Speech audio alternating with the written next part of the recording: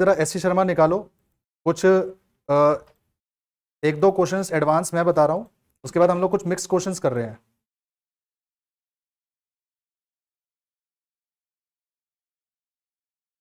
लो एक बुक जरा मेरे को दे दो भाई।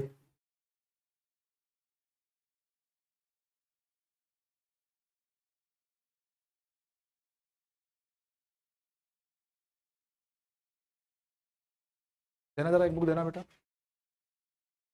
दो बुकें किसी पे, लाओ एक बुक दे दो।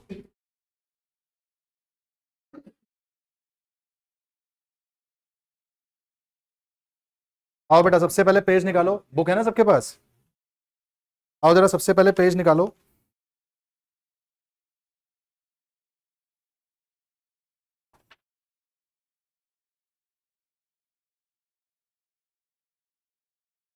सब कुछ कर लिया है?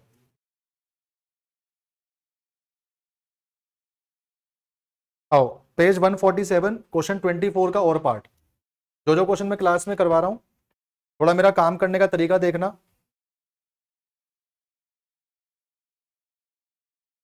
हम्म 147 क्वेश्चन नंबर 24 का और पार्ट।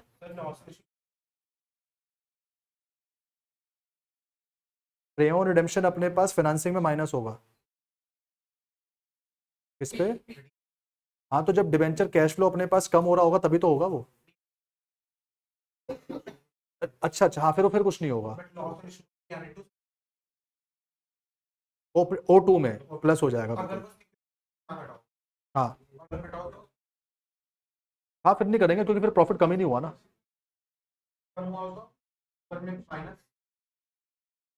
ओवर के हाउस के अंदर माइनस बिल्कुल, और कुछ नहीं, क्योंकि वो इनसाइड इन्फो है।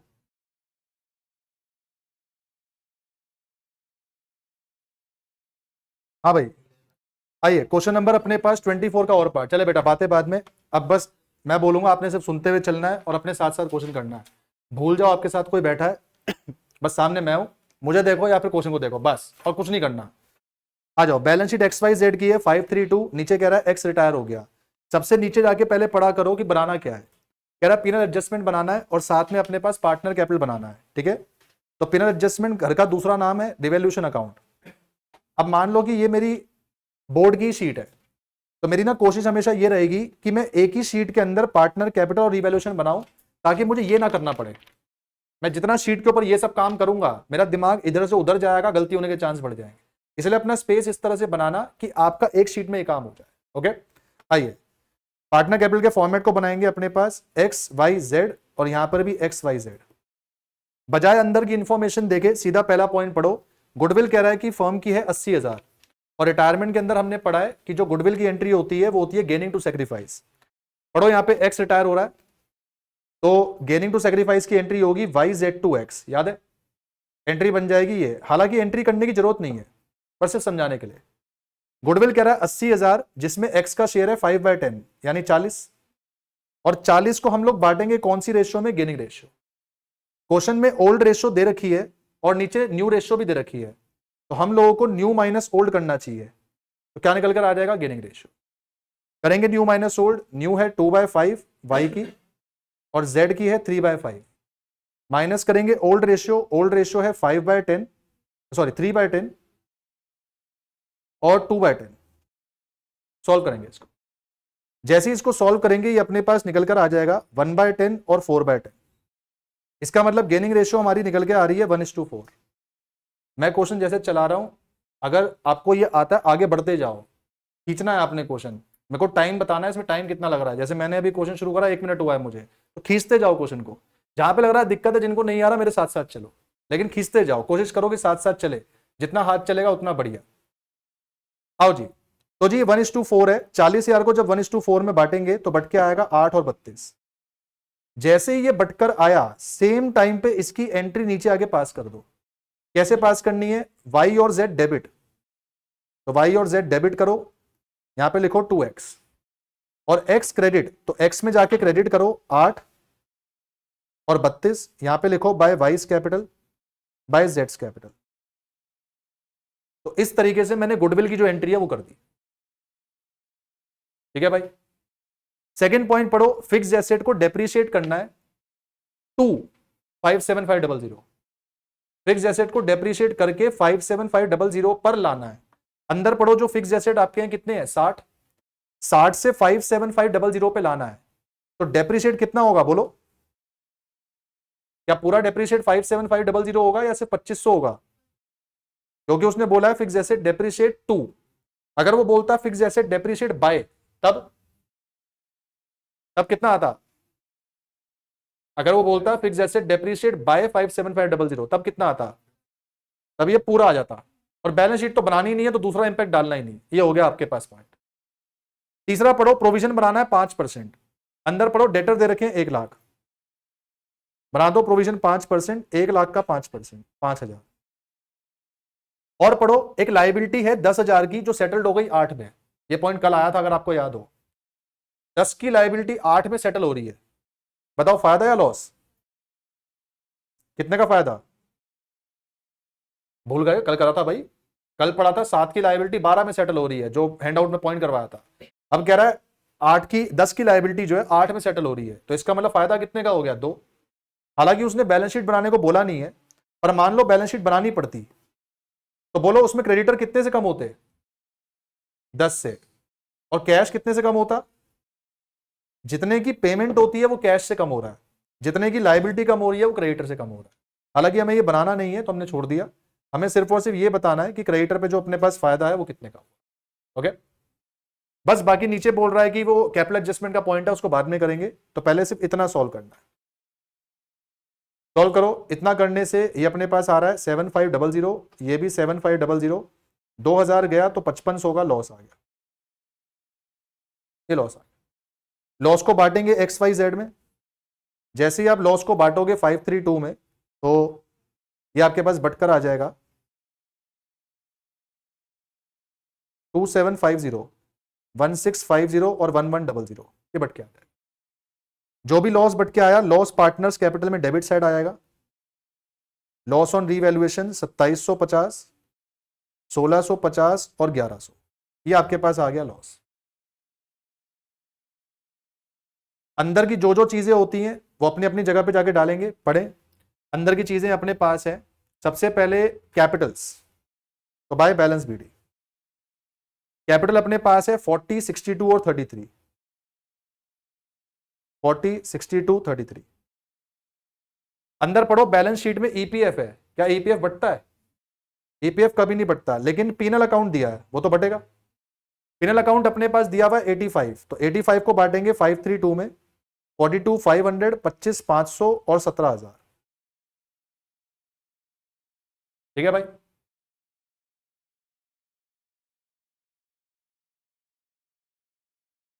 अभी तक मैंने सारा पॉइंट कर दिया है, बस मैंने लास्ट पॉइंट नहीं करा है, आखिरी पॉइंट। अब हम चल रहे हैं आखिरी पॉइंट की तरफ, जो आखिरी पॉइंट है। अब क्वेश्चन में थोड़ा सा मेन कंसेप्ट है जो आपने अभी तक नहीं पढ़ा है, उसके रिगार्ड्स में मैं बात करने जा रहा हूं। पढ़ो जरा एक एक लाइन को ध्यान से पढ़िए। कह रहा है amount to be paid to X. कह रहा है एक्स की जो भी अमाउंट है पे कर दो। तो ये राजी एक्स का जितना पैसा आता है कह रहा पे कर दो। तो टू बैंक डालेंगे, बैलेंसिंग फिगर, और एक्स को पे कर देंगे। 40, 82, 500, 90 और 30, तो ये आ गया 122, 500। टोटल 122, 500 है। उसमें 2750 गया, तो 750, 119, 119, 750 बचेगा। ये हमने इसका पे कर दिया। बोलो यहां तक कोई दिक्कत हो? अच्छा, उसने पे करने को बोला है तो हमने पे कर दिया। मान लो पे करने को नहीं बोला होता तो ये किस में जाता? लोन में। रिटायरमेंट के अंदर अगर हम पे नहीं कर रहे होते तो ये किस में चले जाता? एक्स के लोन में। और उसने बोल दिया पे कर दो, तो फिर हम लोग पे कर रहे हैं। बोलो कोई दिक्कत? पक्का?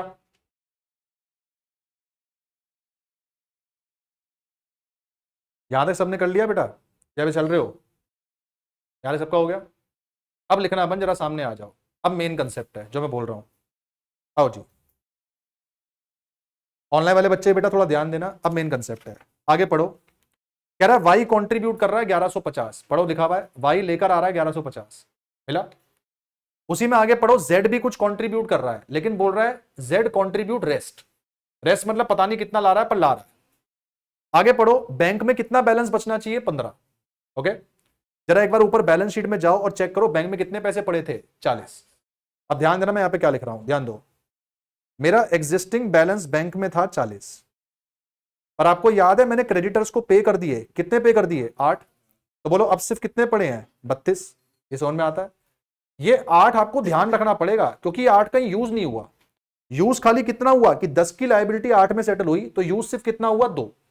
और ये तुम्हें ध्यान रखना पड़ेगा अपने ब्रेन में कि यार मैंने 8 की पेमेंट करी होगी तो बैंक में सिर्फ कितना पड़ा है 32। अब एक बात बताओ, इस 32 में से हमने पे कर दिए एक्स को, कितने पे कर दिए 119750। अब आप कहोगे सर पड़े 32 है तो इतना कैसे पे कर सकते हो? भाई ये एक्स को पे तो करा, पर इसको पे करने के लिए वाई कुछ पैसा लेकर आया। पढ़ो वाई कितना पैसा लेकर आया, दिया हुआ है 1150, देखा। जेड भी कुछ पैसा लेकर आया, लेकिन जेड का पैसा कितना ये मुझे पता नहीं, तो मैं ऐसा मान लेता हूं कि जेड मान लो एक्स रुपीज लेकर आया, मान लिया मैंने। अब एक बात बताओ, पड़े मेरे पे 32 थे, वाई 1150 लाया, जेड भी कुछ पैसा लाया पता नहीं कितना, एक्स रुपए लेकर आया, और मैंने ये एक्स पार्टनर जो रिटायर हो रहा है उसको इतना पे कर दिया। ये सब करने के बाद क्वेश्चन बोल रहा है कि मेरे बैंक में कितना पैसा बचना चाहिए, पढ़ो 15,000। तो बताओ क्या ये इक्वेशन बन गई? अब आप मुझे ये बता सकते हो जेड कितने रुपए लाया? अगर मैं निकालूं भाई 32,000 में से 119750 गया, प्लस 1150 जुड़ गया, और प्लस वो जो एक्स पैसा लेकर आया, इक्वल टू में कितना आना चाहिए 15। बोलो कोई दिक्कत? अब अगर मैं यहां से एक्स निकाल लूं इधर उधर करके, कोई दिक्कत तो नहीं है? जब मैं ये एक्स निकालूंगा, ये मैं थोड़ा कैलकुलेटर यूज कर रहा हूं स्पीड बढ़ाने के लिए, 32,000 माइनस में 119750, प्लस में है 1150, और माइनस में अपने पास जो है वो है 15,000। तो ये आपके पास निकल कर आ जाएगा 101600। इसका मतलब बोलो जेड कितने रुपए लेकर आ रहा है 1016। कोई दिक्कत? जब पार्टनर पैसा लेकर आता है तो आपको याद होगा हम राइट साइड में लिखते थे बाय कैश। तो बोलो वाई कितना लेकर आया 1150, और एक्स कितना लेकर आया 101600, जिसपे मैं स्टार लगाऊंगा और स्टार में ये दिखा दूं। क्वेश्चन में दम नहीं था, उसने बस क्वेश्चन की बात को बोला इस कदर की समझ में नहीं आ रहा। क्या बोला उसने? उसने कहा कि भाई एक्स को पैसा पे कर दो, कर दिया। कह रहा है वाई लेकर आ रहा है, ले आया। कह रहा है जेड भी कुछ ला रहा है पर पता नहीं कितना ला रहा है, तो मैंने मान लिया जेड एक्स लेकर आ रहा है। और कह रहा आखिरी में बचना कितना चाहिए अपने पास जो है 15,000। एज ऑन जब सारा क्वेश्चन अपने पास हो गया, हर्षिता एक सेकंड, जब सारा क्वेश्चन अपने पास हो गया, लास्ट में कर देंगे टोटलिंग 33 और 17 50। ये अपने पास बन रहा है 151,600, और जो बच के आ जाएगा वो अपने पास क्या बचेगा बैलेंस शीट। बोलो ठीक है। जब 151,600 में से ये चले जाएगा 33,100, 151,600 में से 33,100, तो इसका बैलेंस आ जाएगा 118500। इसका देखो 62 और 25 87, 87 और 88, ये आ रहा है 88,650। इस 88,650 में से माइनस कर देंगे 1650 और 8,000, ये अपने पास आ गया 79,000। ये आ गया इनका बैलेंस शीट, खत्म। ये था आपका 6 मार्क का सवाल। अब बताओ क्या डाउट है? हर्षिता बता क्या डाउट है, बाकी बच्चे लिख सकते हो। तो इसमें कैपिटल एडजस्टमेंट का जो करने की जरूरत ही नहीं है, जरूरत ही नहीं है। क्वेश्चन में दोबारा पढ़, कहां लिखा है कि एक्स के लिए वाई और जेड की कैपिटल एडजस्ट करनी है? कहां लिखा है? पढ़, कहीं पे लिखा ही नहीं है। जो आप बोल रहे हो ना केस 4 है, केस 4 की हेडिंग है when retiring partner is to be paid and existing partner bring cash to make their capital proportionate. ये लाइन है उसकी कि वो पैसा लेकर आ रहे हैं to make their capital proportionate. यहां पे उसने लिखा है पैसा ला तो रहे हैं पर कैपिटल प्रोपोर्शनेट नहीं कर रहे, तो बस इतना ही करेंगे। बोल हर्षिता, कोई दिक्कत? चले ठीक है, और बताओ, और किसी को कोई डाउट है? 15,000 मतलब जब तू बनाएगा तब, वैसे इसमें बनाने के लिए आने थे तो हमने इग्नोर कर दिया, ठीक है। अच्छा ये वर्किंग नोट दिखाकर आना उसको कि ये 1,000 मतलब 1,16,00,000 कैसे निकाला, उसको बताना कि भाई 40 था, 8 पे कर दिया, 32 हो गया। 32 में एक आदमी पैसा लाया, दूसरे का बताया नहीं। अच्छा एक चीज और ध्यान रखना, ये जो जेड पैसा ला रहा है मैंने ना एक्स मान लिया है, ये तुम पेपर में एक्स मत मानना क्योंकि हमारा एक्स एक पार्टनर है, तो इसको कुछ और फिगर मतलब पी या क्यू या आर कुछ ऐसा, नहीं तो वो टीचर ना कंफ्यूज करेगा एक्स में और एक्स पार्टनर में। तो कुछ और अमाउंट मान लेना, या तो सिंपल लिख देना कि जेड से ही मान लो कि जेड कितना पैसा लेकर आया, मतलब ट्राई टू टेक फिगर कोई ऐसी जो कहीं और यूज नहीं हो रही ताकि वो कंफ्यूज ना करे। ओके, और देखो ये क्वेश्चन करने में हमें लगे 6 मिनट, मुझे 6 मिनट, आपका पता नहीं भाई, आप अपना टाइम थोड़ा सा नोट करते चलना। अब आ जाओ पेज 124 पे, ये पेज नंबर लिखते चलना भाई। ये पहला पेज कौन सा था? 147। अब आ जाओ पेज 124 पे, नीचे वाला क्वेश्चन करना है, गीता राधा गर्भ। गीता राधा गर्भ, स्पीड मेंटेन करना भाई। गीता राधा गर्भ, हटा दूं? आ जाओ पेज 124, गीता राधा गर्भ, नीचे पढ़ो। सबसे पहले आखिरी में जाके बनाना क्या है, सबसे पहले ये पढ़ा करो क्या लिखना है। कह रहा रीवैल्यूएशन पार्टनर कैपिटल, शुरू करो जरा फॉर्मेट, रीवैल्यूएशन, और मैं यहीं पे बना रहा हूं पार्टनर कैपिटल।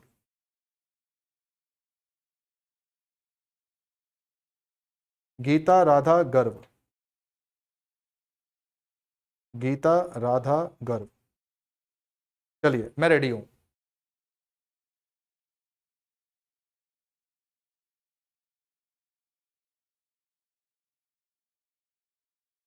हो गया, आओ सबसे पहला पॉइंट, भूल जाओ बैलेंस शीट में क्या, धक्का दो बिल्कुल उसको, सीधा पहला पॉइंट पढ़ो। सबका ध्यान पहले पॉइंट पे, गुडविल ऑफ द फर्म है 3 लाख, गुडविल की कौन सी एंट्री पास होगी, गेनिंग टू सेक्रीफाइस।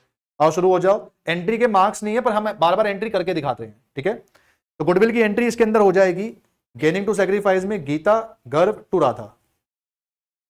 पढ़ो, गुडविल दे रखी है अपने पास 3 लाख, 3 लाख में जो राधा का शेयर है वो है 5/10, इसका मतलब 1.5 लाख। और पढ़ो, ये रेशियो है 3:5:2, पिछले वाले में तो न्यू रेशियो दे रखी थी, इसमें न्यू रेशियो नहीं है, तो ये 5 वाला चला गया, तो बोलो गेनिंग रेशियो कितनी हो जाएगी, 3:2। बांट दो 3:2 में, 1.5 लाख को बांटेंगे तो 90 और 60। चलिए ये एंट्री पोस्ट कर देंगे। आओ जी, गीता राधा डेबिट हो रहे हैं, तो गीता राधा में डेबिट करो 90 और 60, नाम लिख दो टू राधा। गीता और गर्भ में डेबिट करो, नाम लिख दो टू राधा। राधा क्रेडिट हो रही है, क्रेडिट में जाके लिखो 90 और 60, नाम लिख दो बाय गीता एंड बाय गर्भ। बोले कोई दिक्कत यहां तक अभी तक?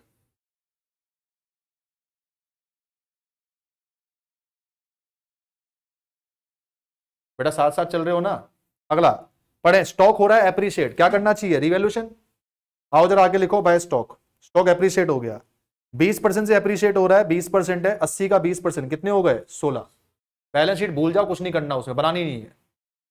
तीसरा पढ़ो, building were found undervalued, building कम करनी है या कम पाई गई, अब क्या करना चाहिए, बढ़ा देना चाहिए। तो बिल्डिंग को जब बढ़ाएंगे तो फायदा, बिल्डिंग को बढ़ा दो, कितना का फायदा है, 1 लाख। बोलो कोई दिक्कत?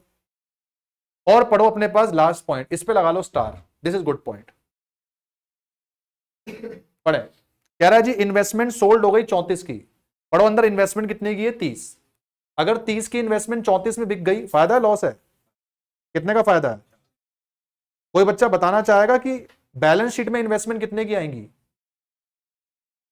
क्योंकि इन्वेस्टमेंट, तो फिर बैलेंस शीट में क्या होगा, कैश बढ़ेगा, कितना बढ़ेगा, 4 नहीं 34।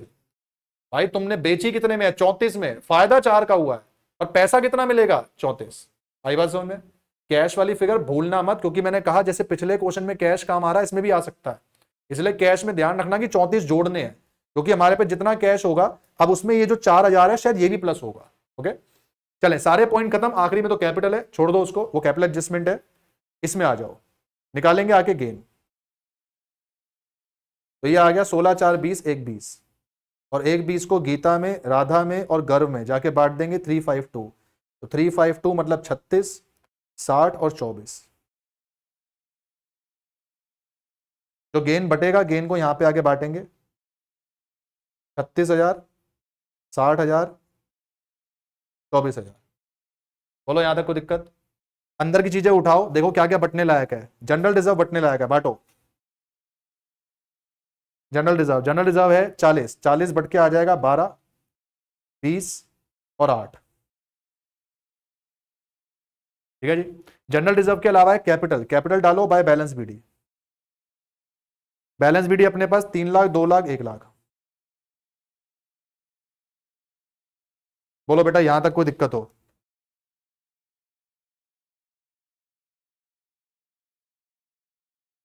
एक मिनट दे रहा हूं, यहां तक पहुंचे जरा फटाफट से, इसके बाद मैं कैपिटल एडजस्टमेंट शुरू कर रहा हूं, जिनको आता है वो शुरू कर दो।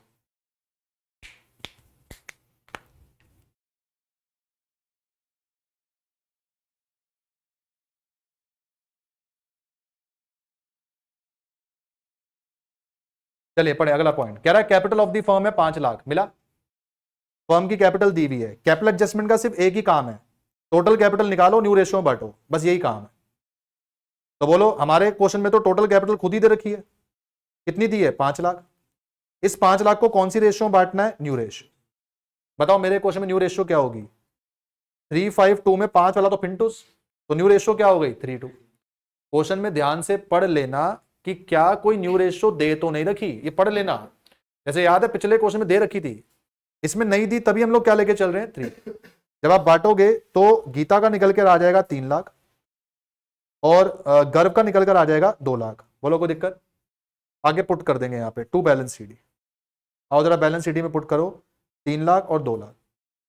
अच्छा राधा जो अपने पास है, यहां पे बताया नहीं है कि राधा को पैसा दे रहे हैं नहीं दे रहे, क्या मान के चलेंगे। पिछले क्वेश्चन में याद है बताया था कि दे दिया, इसमें नहीं बताया, तो यहां पे जो भी बचेगा वो किसमें आ जाएगा, राधा के लोन में। निकाल दो ये राधा के लोन में कितना आ रहा है, जब निकालोगे 2 60 90 3 50 और अपने पास जो है 80 4 30। तो राधा के लोन में 4 30 जो पे कर दिया, पे मतलब नहीं किया, राधा के लोन में डाल दिया, हमने कैपिटल एडजस्टमेंट भी कर दी। लास्ट लाइन में पढ़ो, कह रहा है कोई भी सरप्लस डेफिसिट अगर है तो उसे करंट अकाउंट में डालो। मिला, उसने बोला है by opening current account. By opening current account का मतलब ये नहीं होता कि करंट अकाउंट खोल दो। बाय ओपनिंग करंट अकाउंट मतलब कि अगर कैपिटल एडजस्टमेंट कर दी उसके बाद भी कुछ बच गया तो वो किसमें चले जाएगा, करंट अकाउंट। आओ जरा देखें कितना बच रहा है। पहले ये गीता में देखो, गीता में लेफ्ट साइड आ रही है 90 और 3 390 और राइट साइड आ रही है 348, तो ये लेफ्ट वाली ज्यादा है। 390 लिखेंगे दोनों तरफ। बोलो 390 में से 48 चला गया तो शायद 42 बचेगा, ये बच गया बाय करंट अकाउंट। बोलो कोई दिक्कत। अब इसमें देखो गर्व में, गर्व में ये वाली साइड ये कितनी बन रही है 260 और इधर आ जाओ 132, तो अगेन ये भी लेफ्ट साइड ज्यादा है 260 से 132 गया आई गेस 128, क्वेश्चन खत्म। बोलो कोई दिक्कत। 228 होगा ना। 228 होगा, 260 में से 132 गया। अबे हर्षिता ये 1 लाख है ना, 132 गया ना, ऊपर बैलेंस बीडी नहीं डाला तूने, बैलेंस बीडी डाल। बोलो ठीक है पक्का। पिछले क्वेश्चन इस क्वेश्चन में फर्क क्या आया, पिछले क्वेश्चन में वो कह रहा था पैसा दे दो और घर से कोई पार्टनर पैसा लाएंगे, इसमें क्या आया पैसा देना नहीं था तो वो लोन में डाल दिया और कह रहा है जो टोटल कैपिटल अपने पास है वो किसमें बांट दो, न्यू रेशियो। क्लियर, कोई दिक्कत यहां तक अभी तक, ऑनलाइन में कोई दिक्कत किसी बच्चे को। मान लो यही क्वेश्चन है, सपोज करो यही क्वेश्चन है, पर क्वेश्चन में टोटल कैपिटल नहीं दी गई, तो आ गया क्वेश्चन में। इस क्वेश्चन में तो टोटल कैपिटल दी थी, अब टोटल कैपिटल नहीं दी। अब बोलो अब क्या करना चाहिए। अब टोटल कैपिटल हमें निकालनी पड़ेगी। कैसे निकालेंगे, जो कॉन्टिन्यूइंग पार्टनर है कौन कौन है, गीता और कौन है, गर्व, इन दोनों की रफ बैलेंसिंग फिगर निकालेंगे और दोनों को क्या कर देंगे, जोड़ देंगे। मान लो अगर मैं एक बारी को निकालता, ध्यान देना, सपोज करो टोटल कैपिटल नहीं है और मैं गीता की कैपिटल देख रहा हूं कितनी आनी चाहिए, तो 3 लाख प्लस 36 3 36 3 36 और 12 3 48, ये मत जोड़ना क्योंकि ये तो करंट अकाउंट से आया। तो बोलो ये कितना हो गया 348। अब मैं 348 से 90 माइनस कर देता तो बोलो कितना आ जाता 258। बोलो इसमें कोई दिक्कत, सबको आ रहा है। अगर टोटल कैपिटल नहीं दी होती तो मैं बैलेंसिंग फिगर निकालता। अब गर्व का चेक करो, गर्व का आओ, गर्व में 1 लाख और 24 1 24 1 24 और 8 1 32। अब 1 32 में से 60 जाएगा कितना आएगा 72, तो इसका मतलब गर्व की कैपिटल कितनी हो जाएगी 72। फिर मैं इन दोनों को जोड़ देता, जब 258 और मैं 72 को जोड़ देता, यह आता 330। बोलो कोई दिक्कत, तब मैं टोटल कैपिटल 330 लेता। पर हमारे क्वेश्चन में टोटल कैपिटल दे रखी है तो फिर बोले, तो हमने एक ही साथ दोनों केस कर लिए कि अगर टोटल कैपिटल दे रखी है सीधा बांट दो, और अगर टोटल कैपिटल नहीं दे रखी तो पहले निकालो और फिर क्या करो, बांट दो। मान लो इस क्वेश्चन में ये नहीं लिखा होता बाय ओपनिंग करंट अकाउंट, ये नहीं लिखा होता, तो फिर बोलो ये बैलेंसिंग फिगर किस में आती, कैश, क्योंकि अगर करंट अकाउंट में नहीं बोला तो किस में आ जाएगी, कैश। कोई दिक्कत पक्का। इसी के ऊपर वाले क्वेश्चन पे आ जाओ, चलो शुरू करो इसी के ऊपर वाला क्वेश्चन। 1 मिनट बाद मैं भी शुरू कर रहा हूं, जब तक आप शुरू कर दो। पेज नंबर है 124 पे 24 वाला क्वेश्चन, इसी के ऊपर वाला क्वेश्चन, एडमिशन का सवाल है। सबसे पहले आखिरी में जाके रिक्वायरमेंट पढ़ो कि बनाना क्या है, उसका सीधा फॉर्मेट बनाओ, शुरू हो जाओ।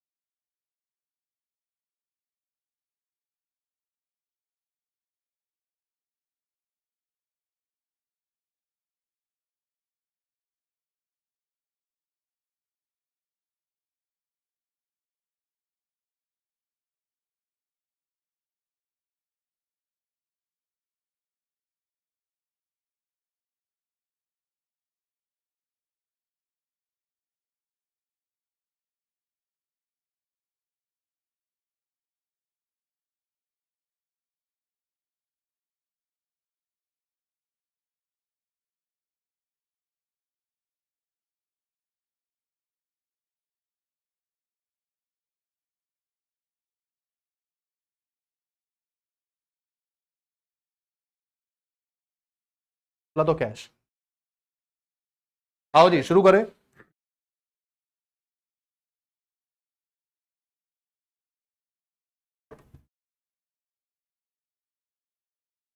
चलो उम्मीद करते हैं आप आगे चल रहे होगे।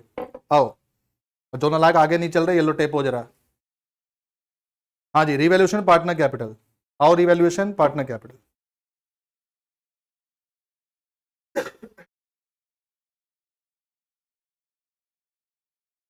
भाई साहब सबसे पहली लाइन जो है उसमें ये बहुत बड़ा बड़ा लग रहा है, मैं पढ़ ही नहीं रहा भाई इसको। अब देखो ये एक स्ट्रेटेजी बता रहा हूँ। एक क्वेश्चन की पहली लाइन ही बड़ी डरावनी सी लग रही है, ध्यान ही मत दो इस पर, सीधा नीचे आ जाओ। जो तुम्हें देख के लगे ना कि डर लग रहा है उसे बोलना बाद में मिलेंगे, एक बार दो बार कोई चीज सोल्व कर लो फिर वापस आना उस पर। नीचे पढ़ो, कह रहा है गुडविल ऑफ द फर्म कितनी है, 4 लाख। अब ये 4 लाख में अपने पास जो गुडविल की एंट्री करनी है, पर ध्यान रहे ये एडमिशन है, रिटायरमेंट नहीं है ये। यहां गेनिंग टू सेक्रीफाइस मत पेल देना। यहां पे गुडविल की पहले एंट्री निकालने के लिए गुडविल चेक करो कितनी, 4 लाख। और ये नया पार्टनर कितने शेयर के लिए आ रहा है, 1/5। तो बोलो इसका गुडविल शेयर कितना हो गया, 80। आगे पढ़ो, कह रहा है गुडविल लेकर आया। अच्छा बताओ अगर कुछ नहीं बोला होता तो क्या मानेंगे, नहीं लाया। ये मैंने समरी बुक में भी दिया हुआ है आपको कि अगर उसने बोला कि वो कुछ मेंशन नहीं है तो उस केस में क्या मान के चलेंगे कि गुडविल नहीं लाया, तब फिर गेनिंग टू सेक्रीफाइस हो सकता है। यहां पे कह रहा है गुडविल लाया। कुछ याद है, cash to premium for goodwill? देखो जवाब नहीं आया, मतलब याद है नहीं है। हाँ एक ही बात है ना, गेनिंग टू सेक्रीफाइस। और लिखो अपने पास टू बिहांस कैपिटल, ये 1 लाख की कैपिटल लाया, फर्स्ट पॉइंट में लिखा है, और ये 80 की गुडविल लाया, तो टोटल पैसा कितना लाया, 180। अब मैं ये एंट्री कर रहा हूं जरा पहले, क्योंकि एंट्री के अंदर 2-3 चीजें और हैं। फिर ये जो प्रीमियम फॉर गुडविल लाया ये बच जाएगा। ये किसमें बच जाएगा, कौन कौन नालायक है, ए और बी। तो ए और बी में ये बच जाएगा, बोलो कौन सी रेशियो में, नालायक ओल्ड नहीं, सेक्रीफाइस। अबे एडमिशन में कौन सी रेशियो आती है अपने पास, सेक्रीफाइस। रिटायरमेंट में गेनिंग रेशियो, एडमिशन के अंदर कौन सी रेशियो, सेक्रीफाइस। हाँ वो अलग बात है कि सेक्रीफाइस ओल्ड ही बन जाती है, वो एक अलग कंसेप्ट है, क्योंकि यहाँ पे 3:1 दिया है, नया आदमी 1/5 के लिए आ रहा है, तो जो ओल्ड रेशियो वही क्या हो जाएगी, सेक्रीफाइस। लो बांटो जरा प्रीमियम को, 80,000 को 3:1 में, तो 3:1 मतलब 60 और 20। बोलो ठीक है। अच्छा यही सेकंड पॉइंट जरा और आगे पढ़ो, आगे कुछ और भी बोला है। कह रहा आधी गुडविल इन्होंने विड्रॉ भी कर ली, तो जितना इनको मिला उसका आधा इन्होंने विड्रॉ भी कर लिया। ये लो बताओ, ए को कितना मिला, 60, बी को कितना मिला, 20। तो ए कितना विड्रॉ करेगा, 30, और बी कितना विड्रॉ करेगा, 10। तो ए बी टू कैश, ये गुडविल विड्रॉ करने की एंट्री है। ठीक है, पुट करो। आओ जरा पार्टनर कैपिटल जरा इसको पुट कर दें, जहां जहां कैपिटल दिख रहा है ढप्पा कर दो। ये ए बी कैपिटल दिख रहा है, ये वी कैपिटल दिख रहा है। आओ जी सॉल्व करें। सबसे पहले वी हो रहा है क्रेडिट, तो वी में क्रेडिट में जाके डालो 1 लाख, नाम डालो बाय कैश। फिर ए बी क्रेडिट हो रहे हैं, ए और बी में क्रेडिट में डालो 60 और 20, नाम डालो प्रीमियम फॉर गुडविल। और लास्ट में ए और बी डेबिट हो रहे हैं, डेबिट हो रहे हैं तो इसका मतलब हो गया डेबिट में जाके डालो 30 और 10, नाम क्या डालेंगे, टू कैश। बोलो भाई कोई दिक्कत को डाउट, पक्का रजत आया भाई। चलें अगला पॉइंट पढ़ो, गुडविल का कर दिया। सी पॉइंट पढ़ो, कह रहा है लाइबिलिटी वर्कमैन कंपनसेशन पे 80 है, अंदर पढ़ो वर्कमैन कंपनसेशन 50 दिया है। बोलो गुल्लक 50 की बनी है, लाइबिलिटी आ रही है 80, तो फायदे की बात है नुकसान की बात है? कितना नुकसान? और पार्टनर में बटेगा कितना? क्योंकि अपने पास बचा ही नहीं, तो यहां पे लिखो क्लेम ऑन वर्कमैन कंपनसेशन। नुकसान हो गया अपने पास जो 30,000 का। बोलो कोई दिक्कत? अब बैलेंस शीट में वो 80 जाएगा, उसका हमारा कोई काम नहीं है। डी पॉइंट पे स्टार मार्क करो, जो डी फॉर डॉग है, डी पॉइंट स्टार मार्क करो। कह रहा है अचला स्टॉक लेके चली गई 35 का, अंदर स्टॉक कितना है? 45 का स्टॉक 35 में ले आ रही है, फायदा लॉस है? कितने का? इसके अलावा और कहां जाएगा भाई? अचला अगर स्टॉक ले गई तो बैलेंस शीट में तो जाएगा नहीं। और ये बात मैंने कल आपको पढ़ाई थी, शायद याद हो। जब भी कोई पार्टनर स्टॉक ले जाता है या एसेट ले जाता है, मैंने कहा था डेबिट में एंट्री आती है। ये लिखवाया था मैंने कि पार्टनर अगर लायबिलिटी ले जाए तो क्रेडिट में, एसेट ले जाए तो डेबिट में। अब क्योंकि अचला ये स्टॉक ले गई तो यहां पे लिखेंगे टू स्टॉक, और कितने में ले गई? 35। ये भूल जाता है बच्चा, ये भूलना मत।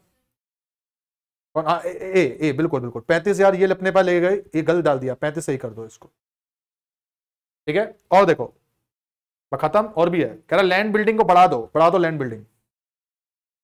लो भाई लैंड बिल्डिंग को बढ़ा दो, कितना परसेंट है? 20%। 5 लाख का 20%, 1 लाख। आओ जी जरा फटाफट से अंदर की चीजें डालो। अंदर और क्या है? जनरल रिजर्व, जनरल रिजर्व बांटो। जनरल रिजर्व है 40,000, क्या रेशो है ये? 3:1, तो ये बटेगा 30 और 10। इसके बाद WCR तो बटेगा नहीं, बस यही था। कैपिटल डाल दो बाय बैलेंस BD। कैपिटल अपने पास है 4 लाख और 2 लाख। बोलो भाई यहां तक कोई दिक्कत हो तो बताओ। ये गेन लॉस निकाल लो। यहां पे 1 लाख में से 40 गया तो ये बच जाएगा गेन 60,000, और 60,000 3:1 में बटेगा A और B में, 45 और 15। जो गेन आया गेन को भी यहां डाल दो, 45 और 15। बोलो भाई यहां तक कोई समस्या हो?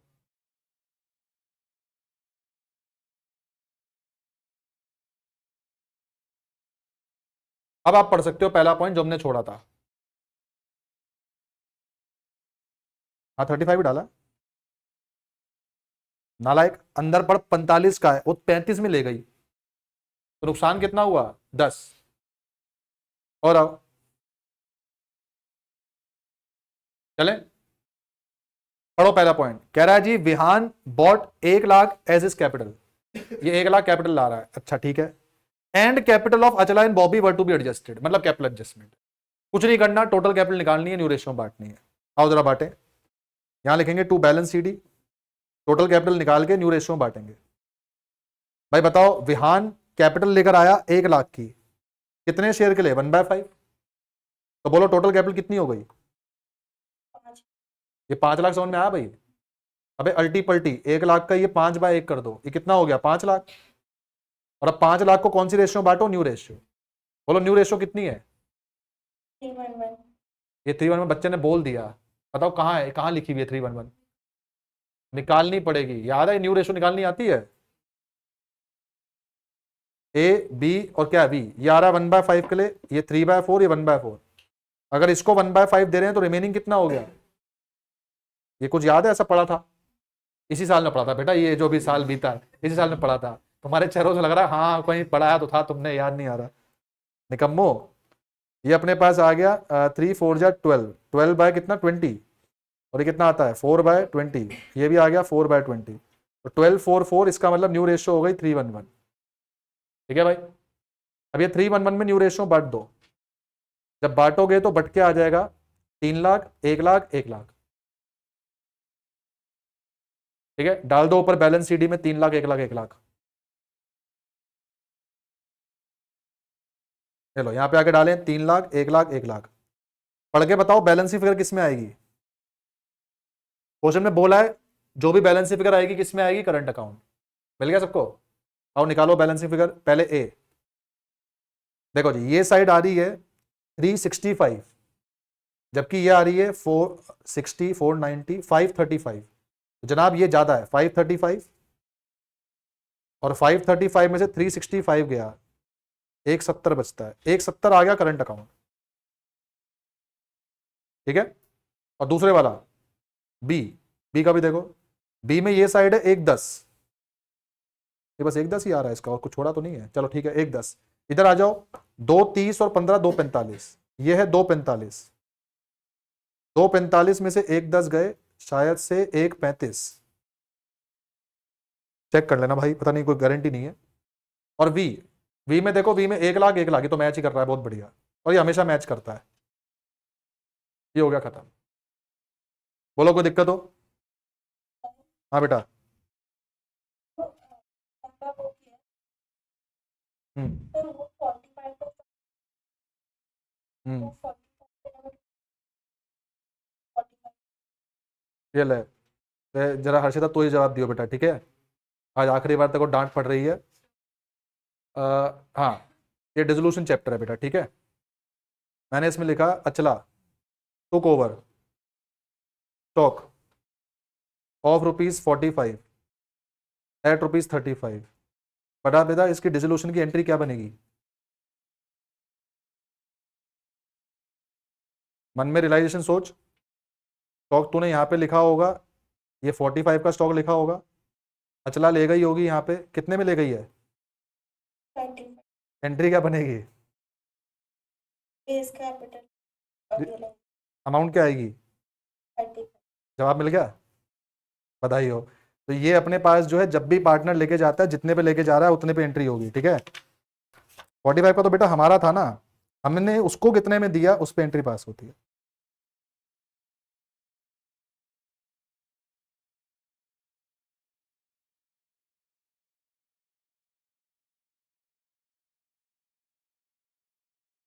बोलो भाई, तीनों क्वेश्चन में कोई दिक्कत?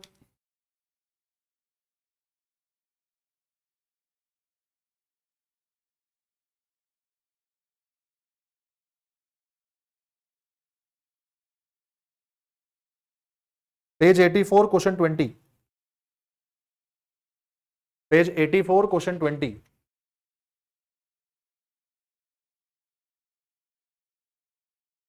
मैंने 7:28 पे क्लास शुरू करी थी, और मेरी घड़ी के मुताबिक अपने पास जो है 8:05 हो रहे हैं, मतलब 35 मिनट। 35 मिनट में हमने 6 मार्क के 3 सवाल करे हैं, बोले तो 18 मार्क का हमने कंप्लीट किया है, भले प्रेजेंटेशन से ना किया। आप वहाँ पेपर में जाओगे 18 के 20 मिनट मान लो, 25 मिनट मान लो अपने पास, ये इतना आपके पास जो है, और अपने पास जो कैंसिल हो जाएगा, मतलब 35 का आप 40 ले लो, 45 ले लो। इसका मतलब है कि पेपर सॉल्व करने के लिए ज़्यादा ये मत सोचना कि टाइम कितना लग रहा है, पेपर सॉल्व करने के लिए बस ये सोचो कि अपने पास कौन सा क्वेश्चन आता है, उसके ऊपर ज़्यादा मेहनत कर, ठीक है। तो ट्रबल ये नहीं करना कि क्वेश्चन ढूंढने में काम लग रहा है, ट्रबल ये करना है अपने पास कि कौन सा क्वेश्चन जल्दी हो सकता है। मैंने पहले ही बताया था, मैं फिर से बता रहा हूँ, ये तुम्हारे क्वेश्चन पेपर के इजीएस्ट क्वेश्चन है, इजीएस्ट। 17, 19, 20, 22, 30, 32 और 34, ये इजीएस्ट है, मतलब इनमें फ्लक्चुएशंस नहीं होती। मैंने यहाँ 23 नहीं डाला, जाहिर सी बात है शेयर्स में फ्लक्चुएशन होती है। मैंने 24 नहीं डाला यहाँ पे, डिवेंचर उसमें फ्लक्चुएशन होती है। मैंने यहाँ पे एडमिशन रिटायरमेंट नहीं डाला, लेकिन ये जो क्वेश्चन अपने पास है इनमें फ्लक्चुएशन नहीं होती, ये जैसे वो पुराने जमाने वाले आते थे अभी भी वैसे ही आ रहे हैं। इसलिए अपने पेपर में अगर कहीं पर भी आपको लगे मनोबल डूब रहा है, या तो ये क्वेश्चन करना शुरू कर दो, या एमसीक्यू है 1 से 16 और अपने पास 27 से 30, ये 20 एमसीक्यू ये करना शुरू कर दो। मतलब कोई क्वेश्चन बहुत ज्यादा तंग कर रहा है, जस्ट लीव दैट क्वेश्चन, छोड़ दो उसको, और अपना एमसीक्यू शुरू करो, आपका थोड़ा मनोबल बढ़ जाएगा। अब तैयारी करी होनी चाहिए उसके लिए, कहीं ऐसा ना हो कि मनोबल बढ़ाने गए थे और कमी करके आ गए अपने पास। आओ जरा पेज नंबर 84 क्वेश्चन नंबर 20 पढ़िए। केट विंसेंट पार्टनर्स है फर्म में, 1 अप्रैल को उनके पास एसेट्स हैं, कह रहा है एसेट में कैश इंक्लूड है। बोलो क्या करना चाहिए? कैश हटा देना चाहिए, है ना? हाँ बोल रहे हैं, हाँ हाँ शाबाश बेटे शाबाश। वो कह रहा है एसेट में कैश इंक्लूड है, कैश हटा दो। अबे फंसा रहा है वो, एसेट में तो कैश इंक्लूड होता ही है ना, तो इंक्लूड है तो इंक्लूड, अच्छी बात है। ये क्या हटाना चाहिए था? मान लो अगर वो एसेट में बोलता कि गुडविल इंक्लूड है, ये हटा देते। तो गुडविल मैं निकाल रहा हूं, तो पहले की सारी गुडविल याद है राइट ऑफ हो जाती थी, तो गुडविल क्या कर देंगे? हटा देंगे। एसेट में कह रहा कैश इंक्लूड है, कैश अच्छी बात है, होना चाहिए इंक्लूड। फिक्टिशियस एसेट इंक्लूड होता, वो भी हटा देते। 2 चीजें बोली मैंने हटाने के लिए, क्या? एक गुडविल और एक क्या? Fictitious asset. तब हटाना है जब इसमें इंक्लूडिंग हो। वो फंसाएगा, वो कहेगा एसेट एक्सक्लूडिंग गुडविल, तब मत हटा देना, उसने पहले से हटा के दे रखी है। तो अगर एसेट इंक्लूडिंग कैश कह रहा है, नहीं हटाना, तो वो कैश वैसे ही होता है। और पढ़ो, पार्टनर की कैपिटल है 70 की, रिजर्व्स अपने पास जो है रेस्ट है, पता नहीं रिजर्व्स कह रहा रेस्ट है, रेस्ट मतलब कितने हमें नहीं पता। कह रहा नॉर्मल रेट ऑफ रिटर्न 30% है और एवरेज प्रॉफिट निकाल के दिया 47। आपसे कह रहा गुडविल निकाल दो 4 year purchase of super profit पे। कुछ याद है, बचपन में पढ़ा था ये? आओ जी, सुपर प्रॉफिट का फॉर्मूला क्या होता है? एवरेज माइनस नॉर्मल, यही होता है। पुट करते जाओ, एवरेज अपने पास है 47, नॉर्मल प्रॉफिट का फॉर्मूला क्या होता है? ये जिसने फॉर्मूला गलत बता देना, बता रहा हूं मैं, फेंक दूंगा उसको यहां से उठा के। क्या बोला? कैपिटल एम्प्लॉयड इनटू, चलो मान लेते हैं rate by 100। Capital employed check करो, खाली एसेट दिए हुए हैं और पार्टनर की कैपिटल अपने पास जो 70 दी हुई है और कुछ अपने पास जो है ही नहीं। ठीक है, लाइबिलिटी भी इसके अंदर जो कुछ नहीं बोली हुई, तो हम मान के चलेंगे अपने पास कि वैसे ये बोल रहा है पार्टनर कैपिटल का बैलेंस जो है 70 है and reserve constituted the rest. इसमें से लाइबिलिटी तो दी नहीं है अपने पास कुछ, तो रिजर्व अपने पास जो 20,000 हो जाएंगे। मतलब ऐसे वो बैलेंस शीट बना लो, ये एसेट होता है, ये कैपिटल है, और यहाँ पे रिजर्व्स आते हैं और यहाँ पे लाइबिलिटी होती है। अब ये एसेट दी है 90, तो ये भी टोटल कितना आना चाहिए? 90, जिसमें कैपिटल दी है 70। अब ना वो खुद बोल रहा है, कह रहा भाई 70 की कैपिटल है and reserves constitute the rest. Rest मतलब जो बचा हुआ है वो आपके पास क्या है? रिजर्व्स। आई बात समझ में? सॉल्व कर लेंगे इसको, कैपिटल अपने पास निकल कर आ जाएगी 90,000। ये कैपिटल मतलब कैपिटल प्लस रिजर्व्स है। आया समझ में? नहीं आया लग रहा है। कैपिटल के दो फॉर्मूले होते हैं, एक एसेट माइनस लाइबिलिटी, एक होता है पार्टनर कैपिटल प्लस रिजर्व्स। ये पढ़ा है दोनों, पता है ये फॉर्मूले? बोलो यहाँ पे एसेट कितने हैं? 90। बोलो लाइबिलिटी कितनी है? 0। भाई कैपिटल कितनी हो गई? 90। और पार्टनर कैपिटल कितनी है? 70। रिजर्व उसने कहा बचे हुए, तो बचे हुए कितने होंगे? 20 होंगे, तब भी कैपिटल कितनी हो गई? 90। आया समझ में? चलो ऊपर आगे पुट कर दो, 90 का रेट निकाल दो 30%, तो ये 47, ये हो गया 27। तो बोलो सुपर प्रॉफिट कितना आ गया? 20। गुडविल निकाल दो, 20 इंटू में अपने पास जो 4, तो गुडविल कितनी आ गई अपने पास? 80। ठीक है, पक्का?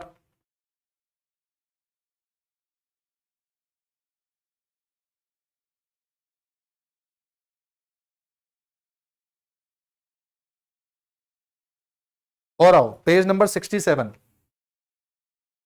Question 30, 67 page, question number 30।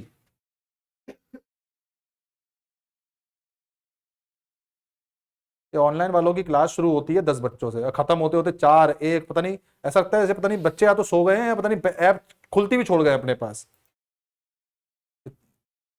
यही तीनों बच्चे बस अपने पास कांस्टेंट है। चलो ठीक है, आओ जी क्वेश्चन नंबर 30 पेज 67, पढ़ो भाई। कह रहा है भाई इस इंफॉर्मेशन से कैश इनफ्लो ऑफ कैश बताओ by sale of office equipment. Sale बतानी है ऑफिस इक्विपमेंट की, तो क्या करते हैं? ऑफिस इक्विपमेंट का अकाउंट खोल देते हैं। ये किस चैप्टर का क्वेश्चन है बताइए?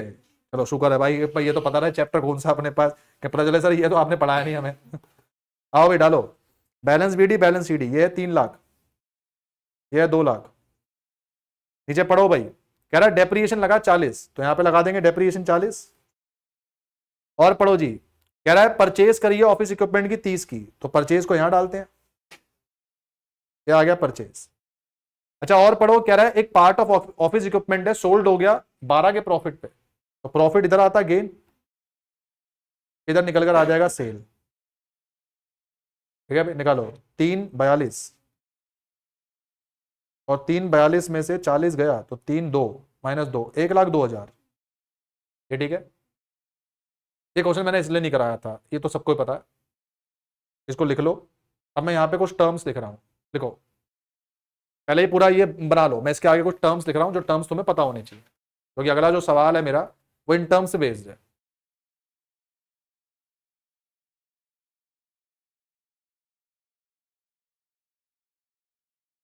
शुरू करूं? सबने बना लिया ये?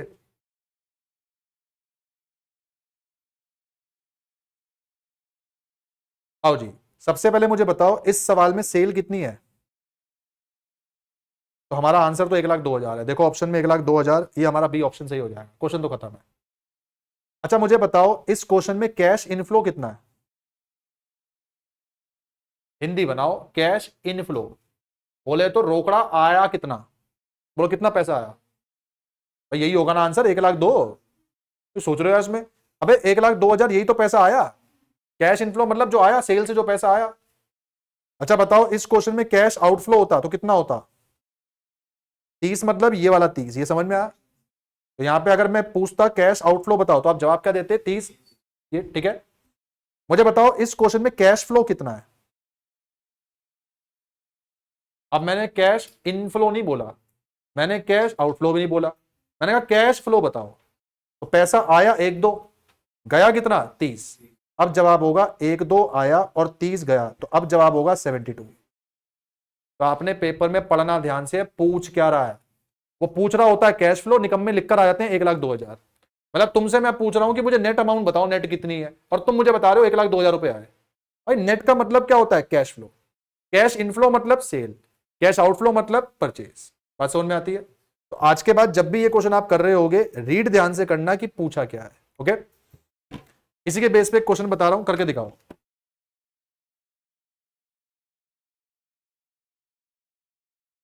ये जो सेल निकाली थी बैलेंस शीट फिगर से। Page number 126 question 30। Page number 126 question number 30, 3030। 126 question number 30। ये कौन सी अप्रोच है? कुछ याद है? 2 अप्रोच होती थी, एक नेट एक ग्रॉस। नेट में खाली ये एसेट बनता है, ये नेट अप्रोच है। ग्रॉस में 2 बनते थे, याद है? हाँ शुरू हो जाओ, बहुत बढ़िया, शुरू हो जाओ, करो।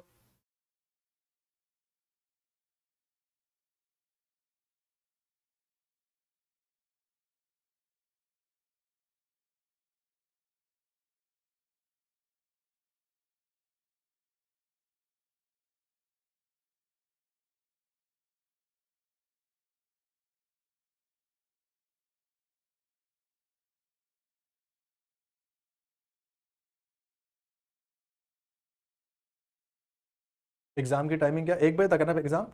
1:30।